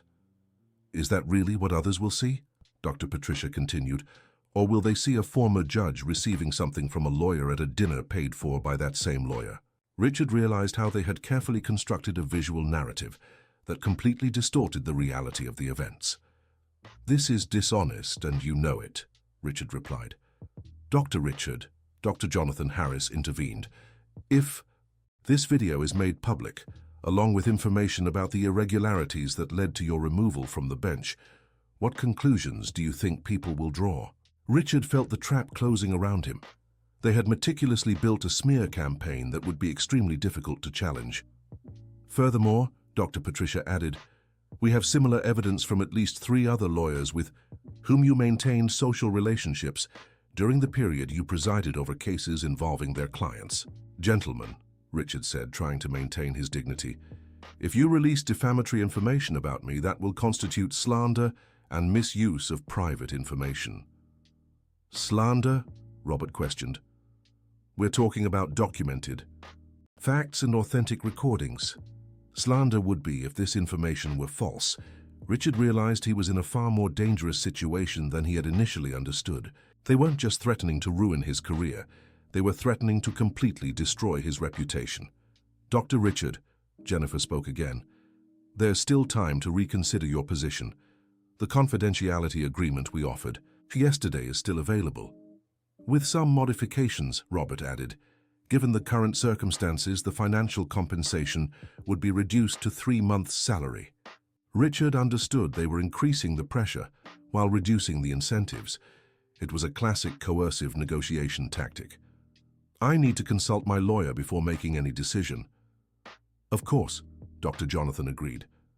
"But consider that each day of delay makes our position stronger and yours weaker. Evidence has a way of multiplying over time." It was a clear threat that they would keep digging into his past to find more compromising material. Richard left the meeting feeling as if he had just survived a coordinated attack. They had demonstrated resources, organization, and a willingness to go far beyond what he had anticipated. When he reached the lobby, his hands were slightly trembling. He immediately called Michael. "Michael, we need to meet urgently. The situation has escalated far beyond what we expected." "What happened?" "They have videos, Richard, videos edited to look compromising, and they threaten to find more evidence if I don't back down." "Richard, where are you now?" "In the lobby, but I can't speak freely here." "Leave the building. Meet me at the Broadway Cafe on 5th Avenue in half an hour." Richard asked Susan to cover the lobby for a few minutes, citing a personal emergency. When he arrived at the cafe, he found Michael already waiting with a worried expression. "Richard, tell me exactly what happened." Richard described the entire meeting, including the videos and the threats to find more compromising evidence. "Richard, they're using scorched earth tactics," Michael remarked after hearing everything. "That suggests they're desperate, but also that they have substantial resources for a prolonged battle." "Michael, how did they get those videos?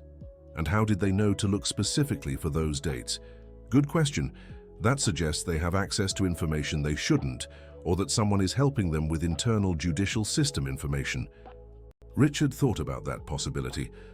"Do you think someone from the Supreme Court is collaborating with them?" "It's possible. Richard, your procedural irregularities, did you ever suspect there was internal sabotage?" The question made Richard reconsider his entire departure from the judiciary. "At the time, I thought they were just administrative mistakes. But now, with the benefit of hindsight..."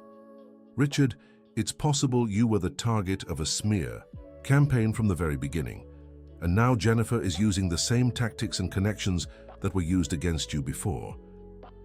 The idea was unsettling, but it made sense.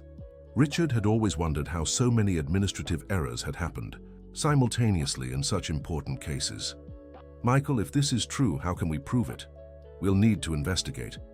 "But Richard, this also means we're dealing with far more powerful and organized opponents than we initially thought." Richard felt a crushing weight. "Michael, maybe I should reconsider the settlement. If they really have that kind of power and resources..." "Richard, stop, you're thinking like a victim again," Michael interrupted firmly. "If they're this powerful, it means you're not the first person they've attacked this way, and you won't be the last, unless someone stops them." "But Michael, even if we're morally right, can we really win a battle against such overwhelming resources?" "Richard, let me tell you something that might change your perspective. Last night, after you left my office, I got an interesting call." "From who?" "An investigative journalist who's interested in cases of corporate power abuse. Apparently, Jennifer's company was already on his radar for other reasons." Richard felt a flicker of hope. What kind of other reasons? Allegations of questionable labor practices, issues with suppliers, possibly even tax problems.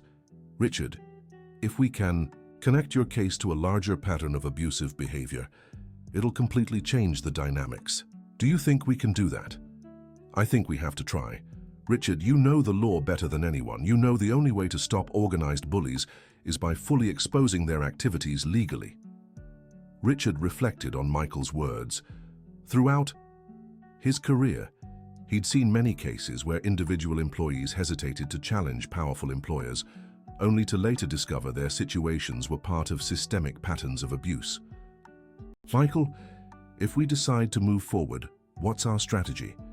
First, we'll speed up our legal case using their intimidation attempts as additional evidence. Second, we'll cooperate with the journalistic investigation to expose the bigger picture. Third, we'll look for other current or former employees who may have been similarly targeted. What about the videos and other evidence they have against me? Richard, we'll challenge every piece of evidence. We'll show how they were taken out of context, obtained illegally, or twisted to create false narratives. And we'll investigate how they got access to that information in the first place. Richard considered the proposal for a few minutes. It was risky, but it also represented his best chance to reclaim not just his dignity, but possibly his career. Michael, there's one thing I need to know before deciding. If we lose this case, what's the worst possible outcome for me? Michael was honest. The worst case scenario is you lose your current job, your reputation takes even more damage, and you face significant difficulties finding future work. Possibly even defamation lawsuits, if they decide to retaliate. And the best case scenario? You regain your dignity, receive significant compensation for moral and material damages, and possibly help expose a pattern of abusive behavior that will protect other workers in the future. Richard weighed the two scenarios. The risk was high, but the alternative, living under constant blackmail and threats, was equally unacceptable. Michael, let's move forward, but on one condition. What? I want to be fully involved in the legal strategy. For 30 years I've analyzed cases like this. I want to use that experience to ensure we do everything right. Richard, it would be an honor to work with you as a co-strategist on this case. The two spent the next hour drafting a detailed plan. Michael would immediately prepare a legal petition that included all evidence of workplace harassment, coercion, and blackmail. Richard would use his experience to identify relevant legal precedents and potential weaknesses in Jennifer's defense strategy. Richard, there's one more thing, Michael said as they wrapped up. The journalist I mentioned wants to meet with us this afternoon. Are you willing? Yes, but Michael, if we're involving the media, we need to ensure our legal position is solid. We can't give Jennifer opportunities to accuse us of defamation. I completely agree. The journalist, Frank Reynolds, is very experienced in legal matters. He won't publish anything without full fact-checking. Richard returned to work feeling energized for the first time in months. He had made a decision that, regardless of the consequences, aligned with his values and professional experience. But he also knew Jennifer wouldn't passively accept his refusal to sign the agreement. The next few days would likely be the hardest since his departure from the judiciary. When Richard arrived at the front desk, Susan immediately noticed the change in his demeanor. Richard, you seem different, more determined. Let's just say I've decided to stop being passive about my problems. That's good. But be careful, Richard. Ms. Jennifer was here 15 minutes ago looking for you. When I said you'd left for a personal emergency, she got very upset. What did she say? She said employees can't leave during work hours without prior authorization, and that this would be noted in your personnel file. Richard mentally noted yet another attempt at retaliation. Susan, can I ask you something? Do you know other employees who left the company in the last 2 years? A few. Why? I'm trying to understand if there's a pattern in the problems people face here. Susan lowered her voice. Richard, can I tell you something I shouldn't? 3 months ago, I spoke with Samantha, who was the receptionist here before me. She told me things very similar to what you went through yesterday. What kind of things? Public humiliation, veiled threats, pressure to sign documents she didn't fully understand. She ended up leaving because she couldn't handle the stress anymore. Do you have contact with her? I do. Richard, are you thinking of taking official action about this? Maybe. But if I do, it'll be important to have testimony from people who've faced similar situations. I can talk to Samantha if you'd like. I think she'd be interested in helping, especially if it prevents others from going through what she did. Richard felt a surge of hope. If they could document a pattern of abusive behavior involving multiple employees, it would significantly strengthen the case. Susan, that would be very helpful. But be careful not to make it seem like you're gathering information.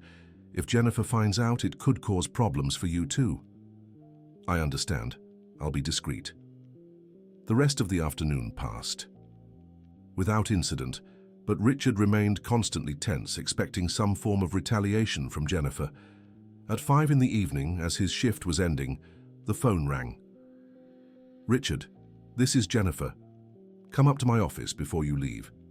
"Ms. Jennifer, my shift is already over and I have an important commitment." "Richard, that wasn't a request. It was an order. Come up now." The line went silent.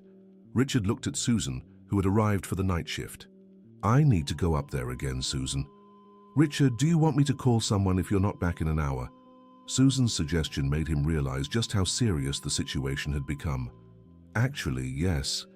If I'm not back in an hour, call this number." Richard wrote Michael's number on a piece of paper. Richard took the elevator to the 12th floor, mentally preparing for another confrontation. When he arrived at Jennifer's office, he found only her and Robert waiting. "Richard, have a seat." Jennifer gestured to the usual chair. "I'd rather stand, thank you." "Suit yourself." Jennifer opened a folder.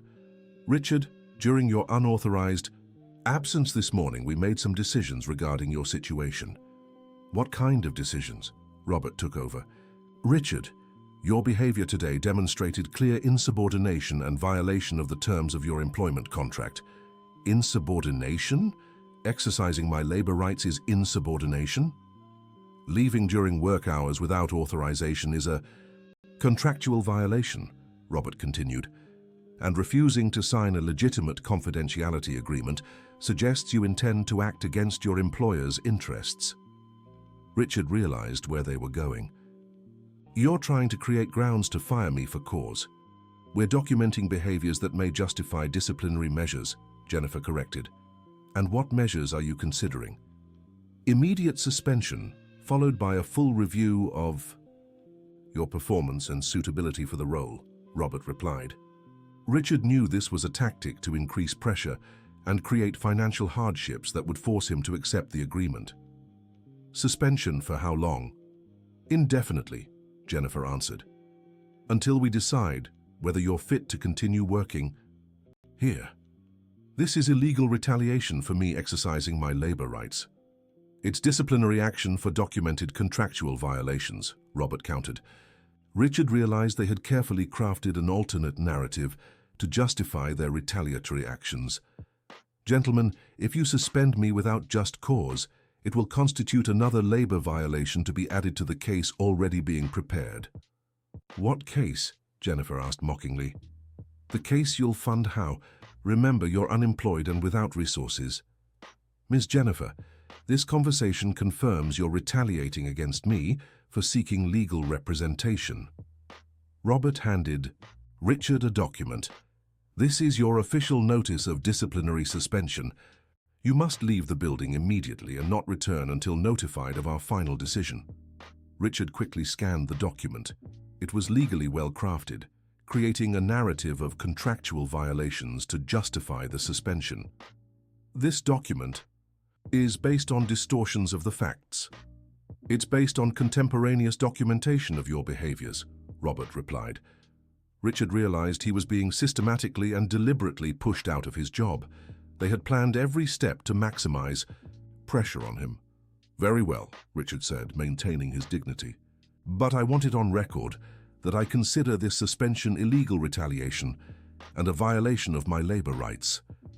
"Your opinion has been duly noted," Jennifer replied sarcastically. Richard left Jennifer's office feeling a mix of anger and determination. They had escalated the situation exactly as Michael had predicted, but they had also uncovered additional evidence of retaliation that would strengthen their legal case. When he reached the lobby, Susan immediately noticed his expression. "Richard, what happened?" "I've been suspended. I can't return until they decide whether I'll be fired or not." "That's terrible, Richard, and clearly retaliation for what's happened these past few days." "Exactly. Susan, I'll need you to testify about the timeline of events if necessary." "Of course, Richard. And I'll talk to Samantha today. I think she'll want to get involved after hearing what happened to you." Richard left the building knowing he had crossed the point of no return. From now on, it would be an all-out legal battle, with all the consequences that entailed. But he also knew he had made the right decision. For 30 years, he had defended workers facing exactly this kind of situation. Now it was his turn to apply that knowledge to his own fight for justice. He called Michael as he walked toward the subway station. "Michael, I've been suspended. They escalated it to direct retaliation." "Richard, that's actually great for our case. Retaliation for exercising labor rights is one of the clearest and easiest violations to prove. But now I'm without income while the case unfolds. Richard, we'll file for an injunction to get you reinstated immediately, and we'll speed things up. With this blatant retaliation, we have grounds for urgent legal action." "What about the meeting with the journalist?" "It's still on for 7 o'clock. In fact, with these new developments, our story just got a lot stronger." Richard felt a renewed determination. "Michael, let's do this right. Let's use this case to set precedents that protect other workers from going through what I've gone through." "Richard, that's exactly the attitude I expected from you. We'll turn your situation into a victory, not just for you, but for labor justice as a whole." The meeting with Frank Reynolds, the investigative journalist, took place at a small restaurant downtown.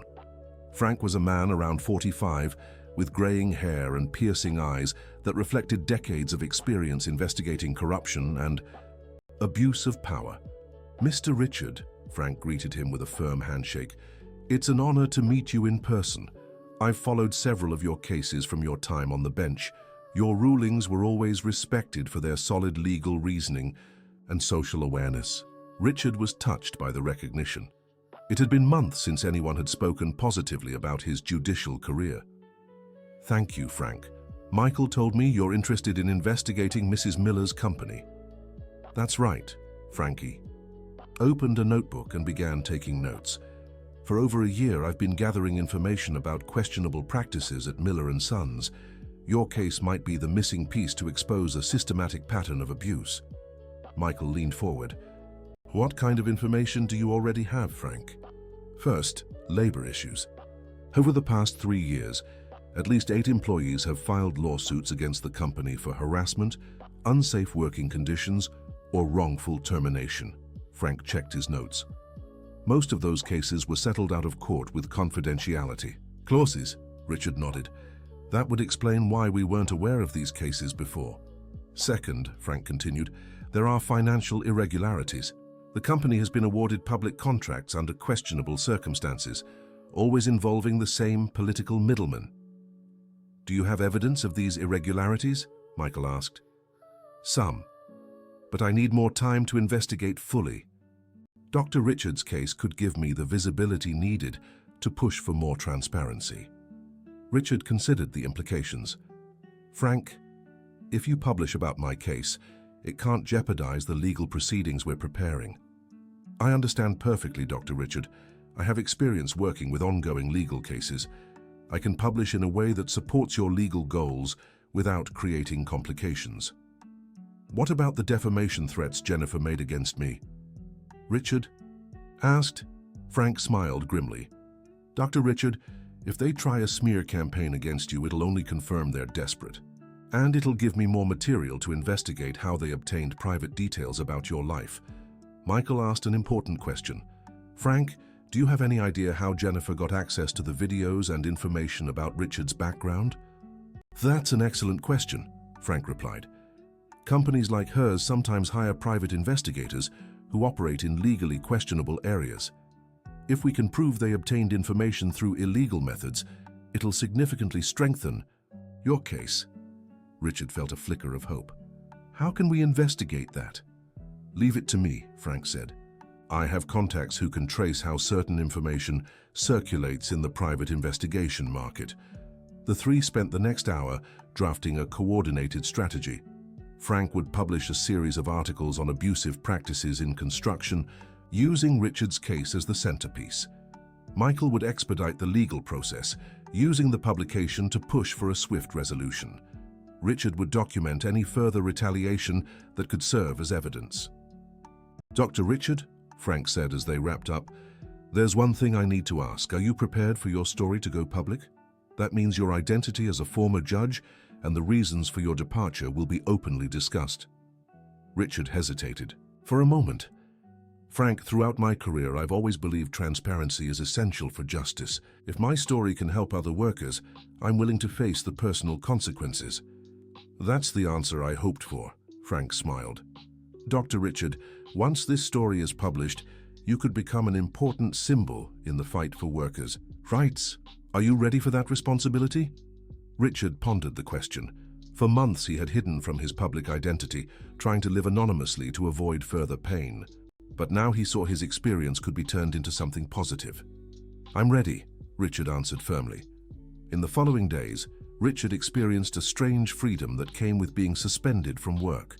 On one hand, the financial uncertainty was stressful. On the other, for the first time in months, he didn't have to endure the daily humiliation of working under Jennifer. Michael worked intensively preparing the initial lawsuit petition, which would include charges of workplace harassment, coercion, blackmail, illegal retaliation, and labor rights violations. Richard contributed his legal expertise, identifying relevant precedents and weaknesses in Jennifer's likely defense. Frank began interviewing former employees of the company.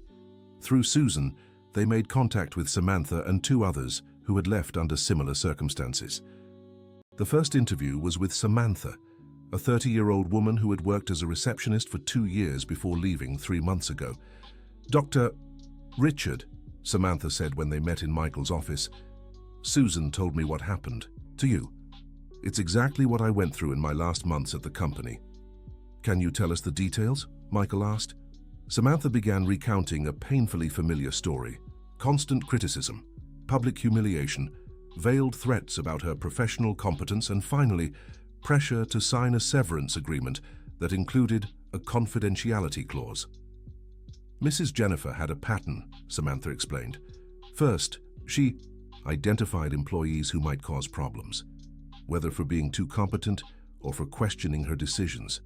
Then she'd start a systematic campaign to undermine their confidence. Richard took detailed notes. Samantha, had she ever used private investigators against other employees? Yes, Samantha confirmed. I remember at least 2 cases where she mentioned having interesting information about employees who were challenging her practices. Michael asked the crucial question. Samantha, would you be willing to testify about this in court? Absolutely, Samantha replied without hesitation. What she did to me and others is wrong. If I can help stop it from happening to more people, I will. The interviews with other former employees revealed a consistent pattern of abusive behavior. Each story had different specific details, but the structure was always the same.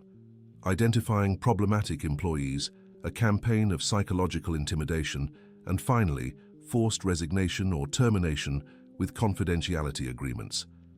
Frank was particularly interested in the financial aspects of the company's practices. Dr. Richard, Frank asked during one of their meetings, during your time as a judge, did you ever handle a case involving Jennifer's company? Richard thought carefully. Not directly, but I recall some cases involving construction firms with similar practices. I always suspected there were connections between those companies, but I never had enough evidence to investigate. That's interesting, Frank said, making notes. If we can establish a pattern of behavior that goes beyond Jennifer's company, it could expose a systemic issue in the industry. Meanwhile, Jennifer wasn't staying passive. 3 days after Richard's suspension, Michael received a call from Robert Wilson. Dr. Michael, Robert said, I'd like to discuss a friendly resolution for your client's situation. What kind of resolution, Dr. Robert? My client is willing to reinstate Dr. Richard with compensation for the suspension days in exchange for a mutual non-disparagement agreement. Michael smiled wryly. Dr. Robert, mutual non-disparagement suggests both parties did something wrong. My client simply exercised his labor rights. Dr. Michael, let's be practical. A prolonged legal battle benefits no one, especially considering your client's history.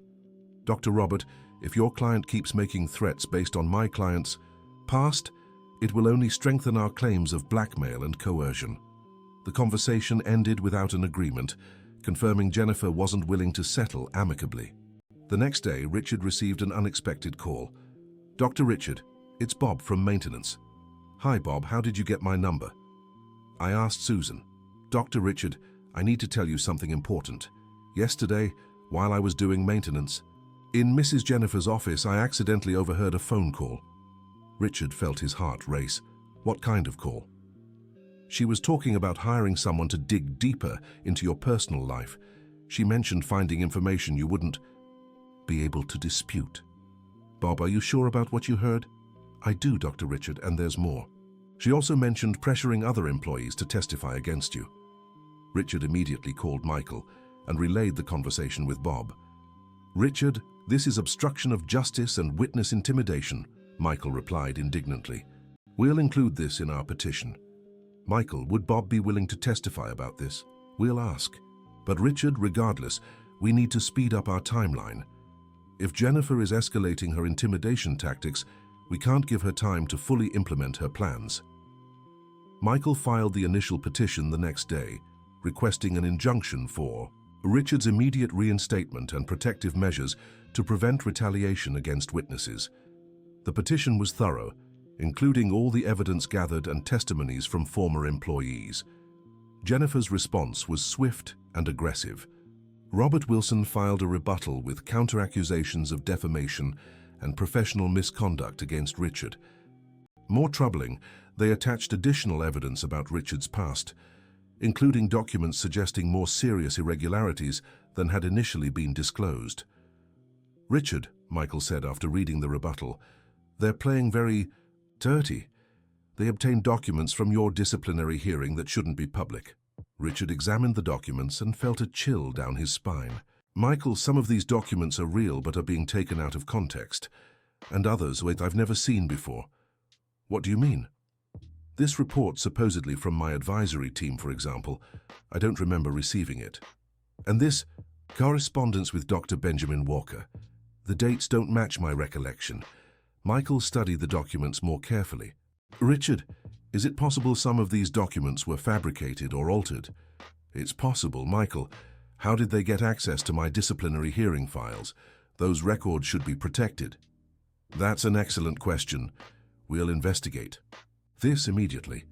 If they obtained documents illegally or tampered with official records, this is much more serious than workplace harassment. Frank was particularly interested in this new information. Dr. Richard, Frank said during their next meeting, if we can prove they have illegal access to court files, this suggests much deeper connections than we imagined. What kind of connections? Corruption in the judicial system, trading of privileged information, possibly even an organized network intimidating public employees and former public employees. Richard felt the weight of that possibility. Frank, this would turn my case into something much bigger. Exactly. Dr. Richard, if this is true, you're not just a victim of workplace harassment. You may be a victim of a conspiracy to silence people who pose a threat to powerful interests. Frank's investigation began revealing troubling connections. The private investigation firm hired by Jennifer had ties to former judicial employees. Some of the documents used against Richard had circulated through unofficial channels months before his suspension. Richard, Michael said during one of their strategy meetings, I think we need to consider the possibility that your removal from the bench was the result of an organized campaign. What do you mean? That someone may have deliberately sabotaged your career to remove you from a position where you could cause problems for certain companies or interests. Richard pondered that possibility. Michael, if that's true, how can we prove it? We'll need to investigate who benefited from your departure from the judiciary. What major cases were you presiding over? What decisions could you have made that would harm powerful interests? Richard began mentally reviewing the cases he had been presiding over in the period before his removal. There were several situations involving large corporations, including some in the construction industry. Michael, there's something that never seemed odd to me at the time, but now it's starting to make sense. What? The irregularities that led to my removal all happened in cases involving construction companies. At the time, I thought it was a coincidence, but if someone was deliberately sabotaging specific cases to force your removal, that would explain the pattern. Richard felt a mix of outrage and hope. Outrage at being the victim of a conspiracy, but hope because this could explain and possibly reverse his professional downfall. Michael, if we can prove this, what would it mean for my current case? It would mean Jennifer is part of a network that had already targeted you before. That would turn workplace harassment into systematic persecution and a conspiracy to damage your career. Frank was excited by these discoveries. Dr. Richard, this story is becoming much bigger than I imagined. If we can expose a corruption, network linking private companies to judicial officials, this will be one of the most important investigations of my career. Richard realized his personal situation had turned into something with far broader implications. Frank, does this mean other people might be getting attacked the same way? Most likely. Dr. Richard, you might just be the tip of the iceberg. In the following days, the pressure on Richard intensified in unexpected ways. He started receiving anonymous calls with veiled threats. His mail was tampered with, and he noticed he was being followed by cars with tinted windows. Michael, Richard called, worried, I think they're escalating beyond legal harassment. What kind of things are happening? Richard described the incidents. Michael grew visibly concerned. Richard, let's document all of this and report it to the authorities. And I'll arrange preventive legal protection for you. Legal protection? Court orders that make any attempt to intimidate or threaten you a crime. If they violate those orders, they'll face immediate criminal consequences. Frank was also worried. Dr. Richard, when investigations start bothering truly powerful people, sometimes they react in desperate ways. You need to take personal safety precautions. Richard had never imagined that fighting for his labor rights would put him in a situation of personal risk, but he also knew backing down now was impossible, both morally and practically. The hearing for the reinstatement injunction was scheduled for a week later. Michael carefully prepared the argument, including all the evidence of harassment, retaliation, witness intimidation, and possible obstruction of justice. Richard, Michael said, the night before the hearing, tomorrow will be a crucial moment. If we get the injunction, it will give momentum to our case. If we don't, Jennifer will take it as permission to escalate her tactics even further. How do you rate our chances? Good, especially considering all the evidence we've gathered. But Richard, brace yourself for an aggressive defense. They'll try to discredit you using your past. I'm prepared for that, Michael. And Richard, Michael smiled. No matter the outcome tomorrow, I'm proud to represent you. You've shown exemplary courage in an impossible situation. Richard went to sleep that night, knowing the next day would determine not only his immediate future, but possibly the course of an investigation that could expose corruption far beyond his individual situation. The hearing took place at the New York Labor Court, where Richard had presided for so many years. It felt strange to be there as a plaintiff instead of a judge, sitting beside Michael, while watching another magistrate analyze his case. The presiding judge, Dr. William Montgomery, was a colleague Richard knew and respected. There was a painful irony in seeking justice from someone who had once been his professional peer. Robert Wilson presented an elaborate defense, arguing that Richard was a disgruntled former public employee trying to harm a reputable company. He submitted questionable documents about Richard's past and suggested the case was an extortion attempt disguised as a labor claim. Michael responded methodically, presenting evidence of workplace harassment, documenting the pattern of retaliation, and challenging the legitimacy of the documents submitted by the defense. Your Honor, Michael argued, we have here a clear case of an employer using superior resources to intimidate an employee who simply exercised his basic labor rights.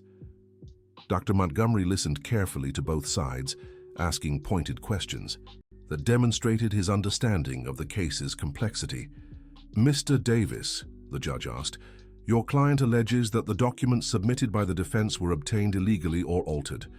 What evidence do you have to support these claims?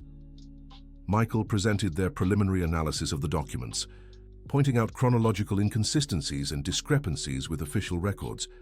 Your Honor, we request that these documents undergo official forensic examination to verify their authenticity and origin. Robert objected vigorously. Your Honor, this is a delaying tactic. The documents are official and speak for themselves. Dr. Montgomery deliberated for a moment before issuing his decision. Considering the evidence presented, and the nature of the allegations, I partially grant the injunction request. The plaintiff will be reinstated to his position, but under specific conditions to ensure a proper professional environment for all parties. Richard felt a wave of relief, but Dr. Montgomery continued. I also order a forensic examination of the disputed documents and an investigation into the allegations of witness intimidation. If these claims are substantiated, the legal consequences will be severe. It was a partial but significant victory. Richard would be reinstated, giving him financial stability while the case continued, and the order for forensic examination and investigation validated his suspicions about the falsified documents. Robert left the hearing visibly irritated, while Michael and Richard quietly celebrated. "Richard," Michael said as they left the courthouse, "this is an excellent start, but be prepared. Jennifer will try to make your reinstatement as difficult as possible. I'm ready. Michael, when should I return to work?" "The ruling specifies immediate reinstatement. You can go back tomorrow if you want." Richard thought about it. "I'll go back tomorrow. The sooner the better." The next morning, Richard arrived at the building where he had worked as a doorman, carrying a copy of the court order mandating his reinstatement. Susan was at the front desk when he arrived. "Richard," Susan smiled broadly. "I heard about the ruling. I'm so happy." "You won." "Thank you, Susan. How have things been here?" "Tense. Mrs. Jennifer didn't take the news well. She spent all day yesterday in meetings with lawyers." Richard resumed his post at the front desk, feeling quiet satisfaction in being back at work by right, not by favor. It was a small victory, but symbolically important. At 10 o'clock, Jennifer came down accompanied by Robert and two other men Richard didn't recognize. "Richard," Jennifer approached the counter with a cold expression, "I see you've decided to return." "Good morning, Ms. Jennifer. I'm here in compliance with the court's decision." "Yes, a decision we intend to challenge," Jennifer replied. "But in the meantime, I want to make it clear that your reinstatement doesn't change the fact that we consider your behavior inappropriate." Richard remained calm. "Ms. Jennifer, I'm here to work professionally. I expect the same from everyone." Robert leaned over the counter. "Richard, the court's decision specifies that you must maintain exemplary professional conduct. Any violation will result in immediate disciplinary action." "I understand perfectly," Richard answered. "Throughout my career, I've always upheld high professional standards." Jennifer studied Richard for a few seconds. "Richard, do you think you've won anything with this court decision?" "I believe justice has prevailed," Richard replied calmly. "Justice?" Jennifer smiled coldly. "Richard, this is just the beginning. You have no idea the resources I'm willing to use to protect my company. Ms. Jennifer, any attempt at retaliation will violate the court's order." "Retaliation?" Jennifer paused dramatically. "Richard, there won't be retaliation. There will only be rigorous monitoring of your professional performance." After Jennifer and Robert went upstairs, Richard reflected on the conversation. It was clear they wouldn't passively accept his reinstatement. But now he had legal protection and knew any abuse would be documented and used as additional evidence. The first day back was tense, but without major incidents. Richard carried out his duties, normally carefully documenting every interaction. Susan supported him, and several employees in the building discreetly greeted him on his return. Richard, one of the security guards, a young man named Steve, approached him in the afternoon. "Can I talk to you for a moment?" "Of course, Steve." "I want you to know that many of us admire your courage for standing up to Ms. Jennifer. She treats a lot of employees badly, but no one's ever had the guts to take official action." "Thank you, Steve. Remember, we all have labor rights, no matter our position." "Is it true you're a lawyer?" Steve asked. Richard hesitated. His identity as a former judge would likely become public soon, due to the case and the journalistic investigation. "I do have a legal background, yes. That's how I knew my rights when I faced issues here." "That explains a lot," Steve nodded. "Richard, if you ever want to talk about labor rights with other employees, many would be interested." Richard saw an opportunity. "Steve, actually, my lawyer offered to give a free talk on labor rights. If there's interest, I can arrange it." That would be amazing, Richard. Can I talk to a few people? Of course, but be discreet, at least for now. Over the following days, Richard gradually settled back into his work routine, but under very different circumstances. Now he was documenting everything, had legal protection, and growing support from other employees. Frank continued his investigation, uncovering increasingly troubling connections between Jennifer's company and a network of questionable practices in the construction industry. "Dr. Richard," Frank said during one of their meetings, "I've found something interesting about the private investigation firm Jennifer hired." "What did you find?" "They have contracts with at least 12 construction companies in the metropolitan area. And in every case, the contracts were signed shortly before or after labor lawsuits involving problematic employees." Richard absorbed this information. "This suggests a systematic pattern." "Exactly. Dr. Thompson, I think we've uncovered an organized network of worker intimidation. Your situation is just one example of something much bigger." The forensic analysis of the documents submitted by Jennifer had begun to reveal troubling results. Several documents contained inconsistencies suggesting alteration or fabrication. More importantly, some included information that should have been protected by judicial confidentiality. "Richard," Michael called excitedly. The experts confirmed that at least 3 of the documents were digitally altered, and they found evidence that someone gained unauthorized access to the files of your disciplinary case. "Is that enough for criminal charges?" "Absolutely. We'll report this to the Attorney General's office, Richard. This could open a criminal investigation into corruption within the judicial system." Richard felt the weight of the situation. "Michael, does this mean others may have been victims too?" "Most likely. Richard, you may have triggered an investigation that exposes decades of corrupt practices." The criminal investigation was opened a week later. The Attorney General's office began probing not just Jennifer's company, but the entire network of businesses and individuals involved in the illegal acquisition and alteration of court documents. Jennifer retaliated by escalating her own legal campaign. She filed multiple lawsuits against Richard, accusing him of defamation, conspiracy to harm her company, and violation of corporate confidentiality. "Richard," Michael said after receiving the notices, "they're trying to overwhelm you with lawsuits to force you to back down." "How many lawsuits?" 7 so far, all based on vague accusations and questionable evidence. It's clearly an intimidation tactic. "Can we handle this?" "We can. In fact, every baseless lawsuit they file strengthens our claim of legal harassment." "But Richard, this means the battle will be longer and more intense than we expected." Meanwhile, Frank's story began gaining national attention.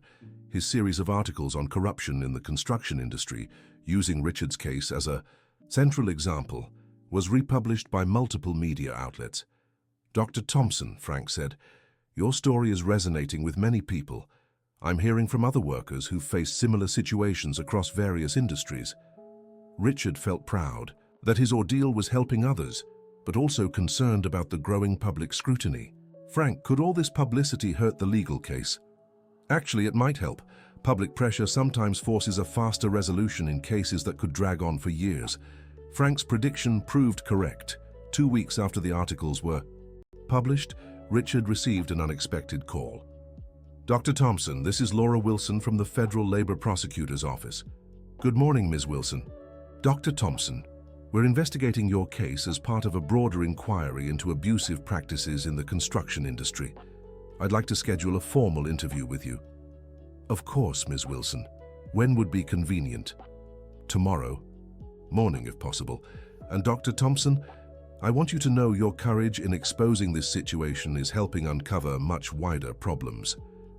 The interview with the Federal Labor Prosecutor's Office was detailed and thorough. Richard provided all the evidence he had gathered, including documentation of workplace harassment, attempted blackmail, illegal retaliation, and witness intimidation. "Dr. Thompson," Laura said after reviewing all the materials, "your case is one of the most well-documented I've ever seen. Your evidence is meticulous, and your conclusions are legally sound." "Thank you, Dr. Laura. My experience on the bench taught me the importance of precise documentation." "Exactly. Dr. Richard, we'd like to offer you the opportunity to formally cooperate with our investigation. This would grant you immunity against any retaliatory lawsuits the company might pursue in exchange for your full testimony. Richard didn't hesitate. I fully accept, Dr. Laura. The formal cooperation with the Attorney General's office completely shifted the dynamics of the case. Richard now had federal protection against retaliation, and his evidence became part of an official criminal investigation. Jennifer reacted with growing desperation. She tried one last strategy, a settlement offer that included substantial financial compensation in exchange for Richard withdrawing his cooperation with the authorities. Richard, Michael relayed the offer. They're offering $500,000 for you to step away from the entire investigation. Richard didn't even need to think. Michael, this is obstruction of justice. They're bribing me to stop testifying. Exactly. And now we have it documented as additional evidence. The end came faster than anyone had anticipated. The Attorney General's investigation uncovered a corruption network involving dozens of companies and several judicial employees. Jennifer was indicted for multiple crimes, including racketeering, active corruption, obstruction of justice, and systematic labor rights violations. Her company faced lawsuits that would result in millions of dollars in fines. Richard, Michael called with exciting news. I just got word that Jennifer accepted a plea deal with the Attorney General's office. She'll cooperate with the investigation in exchange for reduced sentencing. What does that mean for my case? It means you've won completely. Jennifer will pay full compensation for moral and material damages. You'll be reinstated or receive equivalent severance if you choose to leave, and all charges against you will be dropped. Richard felt a mix of relief, satisfaction, and melancholy. He had won, but the personal cost had been high. Michael, how much compensation are they offering? $2 million, plus legal fees, plus a guarantee that none of the defamatory material will ever be used against you in the future. It was more money than Richard had earned in years as a judge. But more important than the financial compensation was the vindication of his rights and the impact his fight had on other workers. The story ended in a way Richard never could have imagined when he first started working as a doorman. Frank won a National Investigative Journalism Award for his series on corruption in the construction industry. Michael became a nationally recognized expert in labor rights cases, and Richard decided to use his compensation and experience to create something new. With Michael and Frank's support, he established a support center for workers facing harassment and illegal retaliation. Dr. Richard, Michael said during the center's opening ceremony, you've turned your worst professional experience into a tool to help thousands of other workers. Richard looked around the center, seeing staff ready to provide free legal guidance, psychological support, and documentation for vulnerable workers.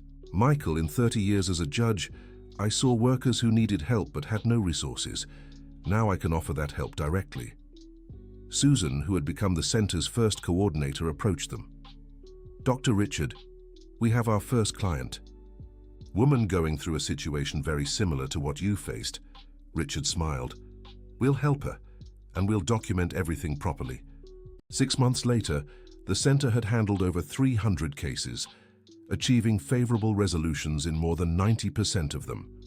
Richard had found a new way to apply his legal expertise that was even more fulfilling than his previous career, on the bench. Mr. Richard, Frank said during a visit to the center, your story continues to inspire people across the country. I get emails every week from workers who decided to fight for their rights after reading about your case.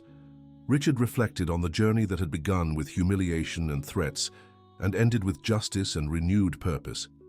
Frank, I've learned that sometimes the worst experiences of our lives can become the most important. If I hadn't gone through all that, I never would have truly understood what it means to be a vulnerable worker. The phone rang, interrupting his thoughts. It was another worker in need of help, another opportunity to turn legal knowledge into practical justice. Richard answered the phone with the same care and respect he had used for decades as a judge, but now with a much deeper understanding of what it meant to fight for labor rights. Workers' Support Center, Richard speaking. How can I help you? And so the story that had begun with a man losing his dignity at work ended with that same man dedicating his life to protecting the dignity of other workers. Now tell us what you thought of the story and where you see us. If you have something to share with us, leave a sincere comment below. Do you think Richard made the right decision by standing up to Jennifer? We'd love to hear your opinion. Thank you so much for joining us. Don't forget to like and, most importantly, subscribe to the channel so you don't miss other inspiring stories. The end.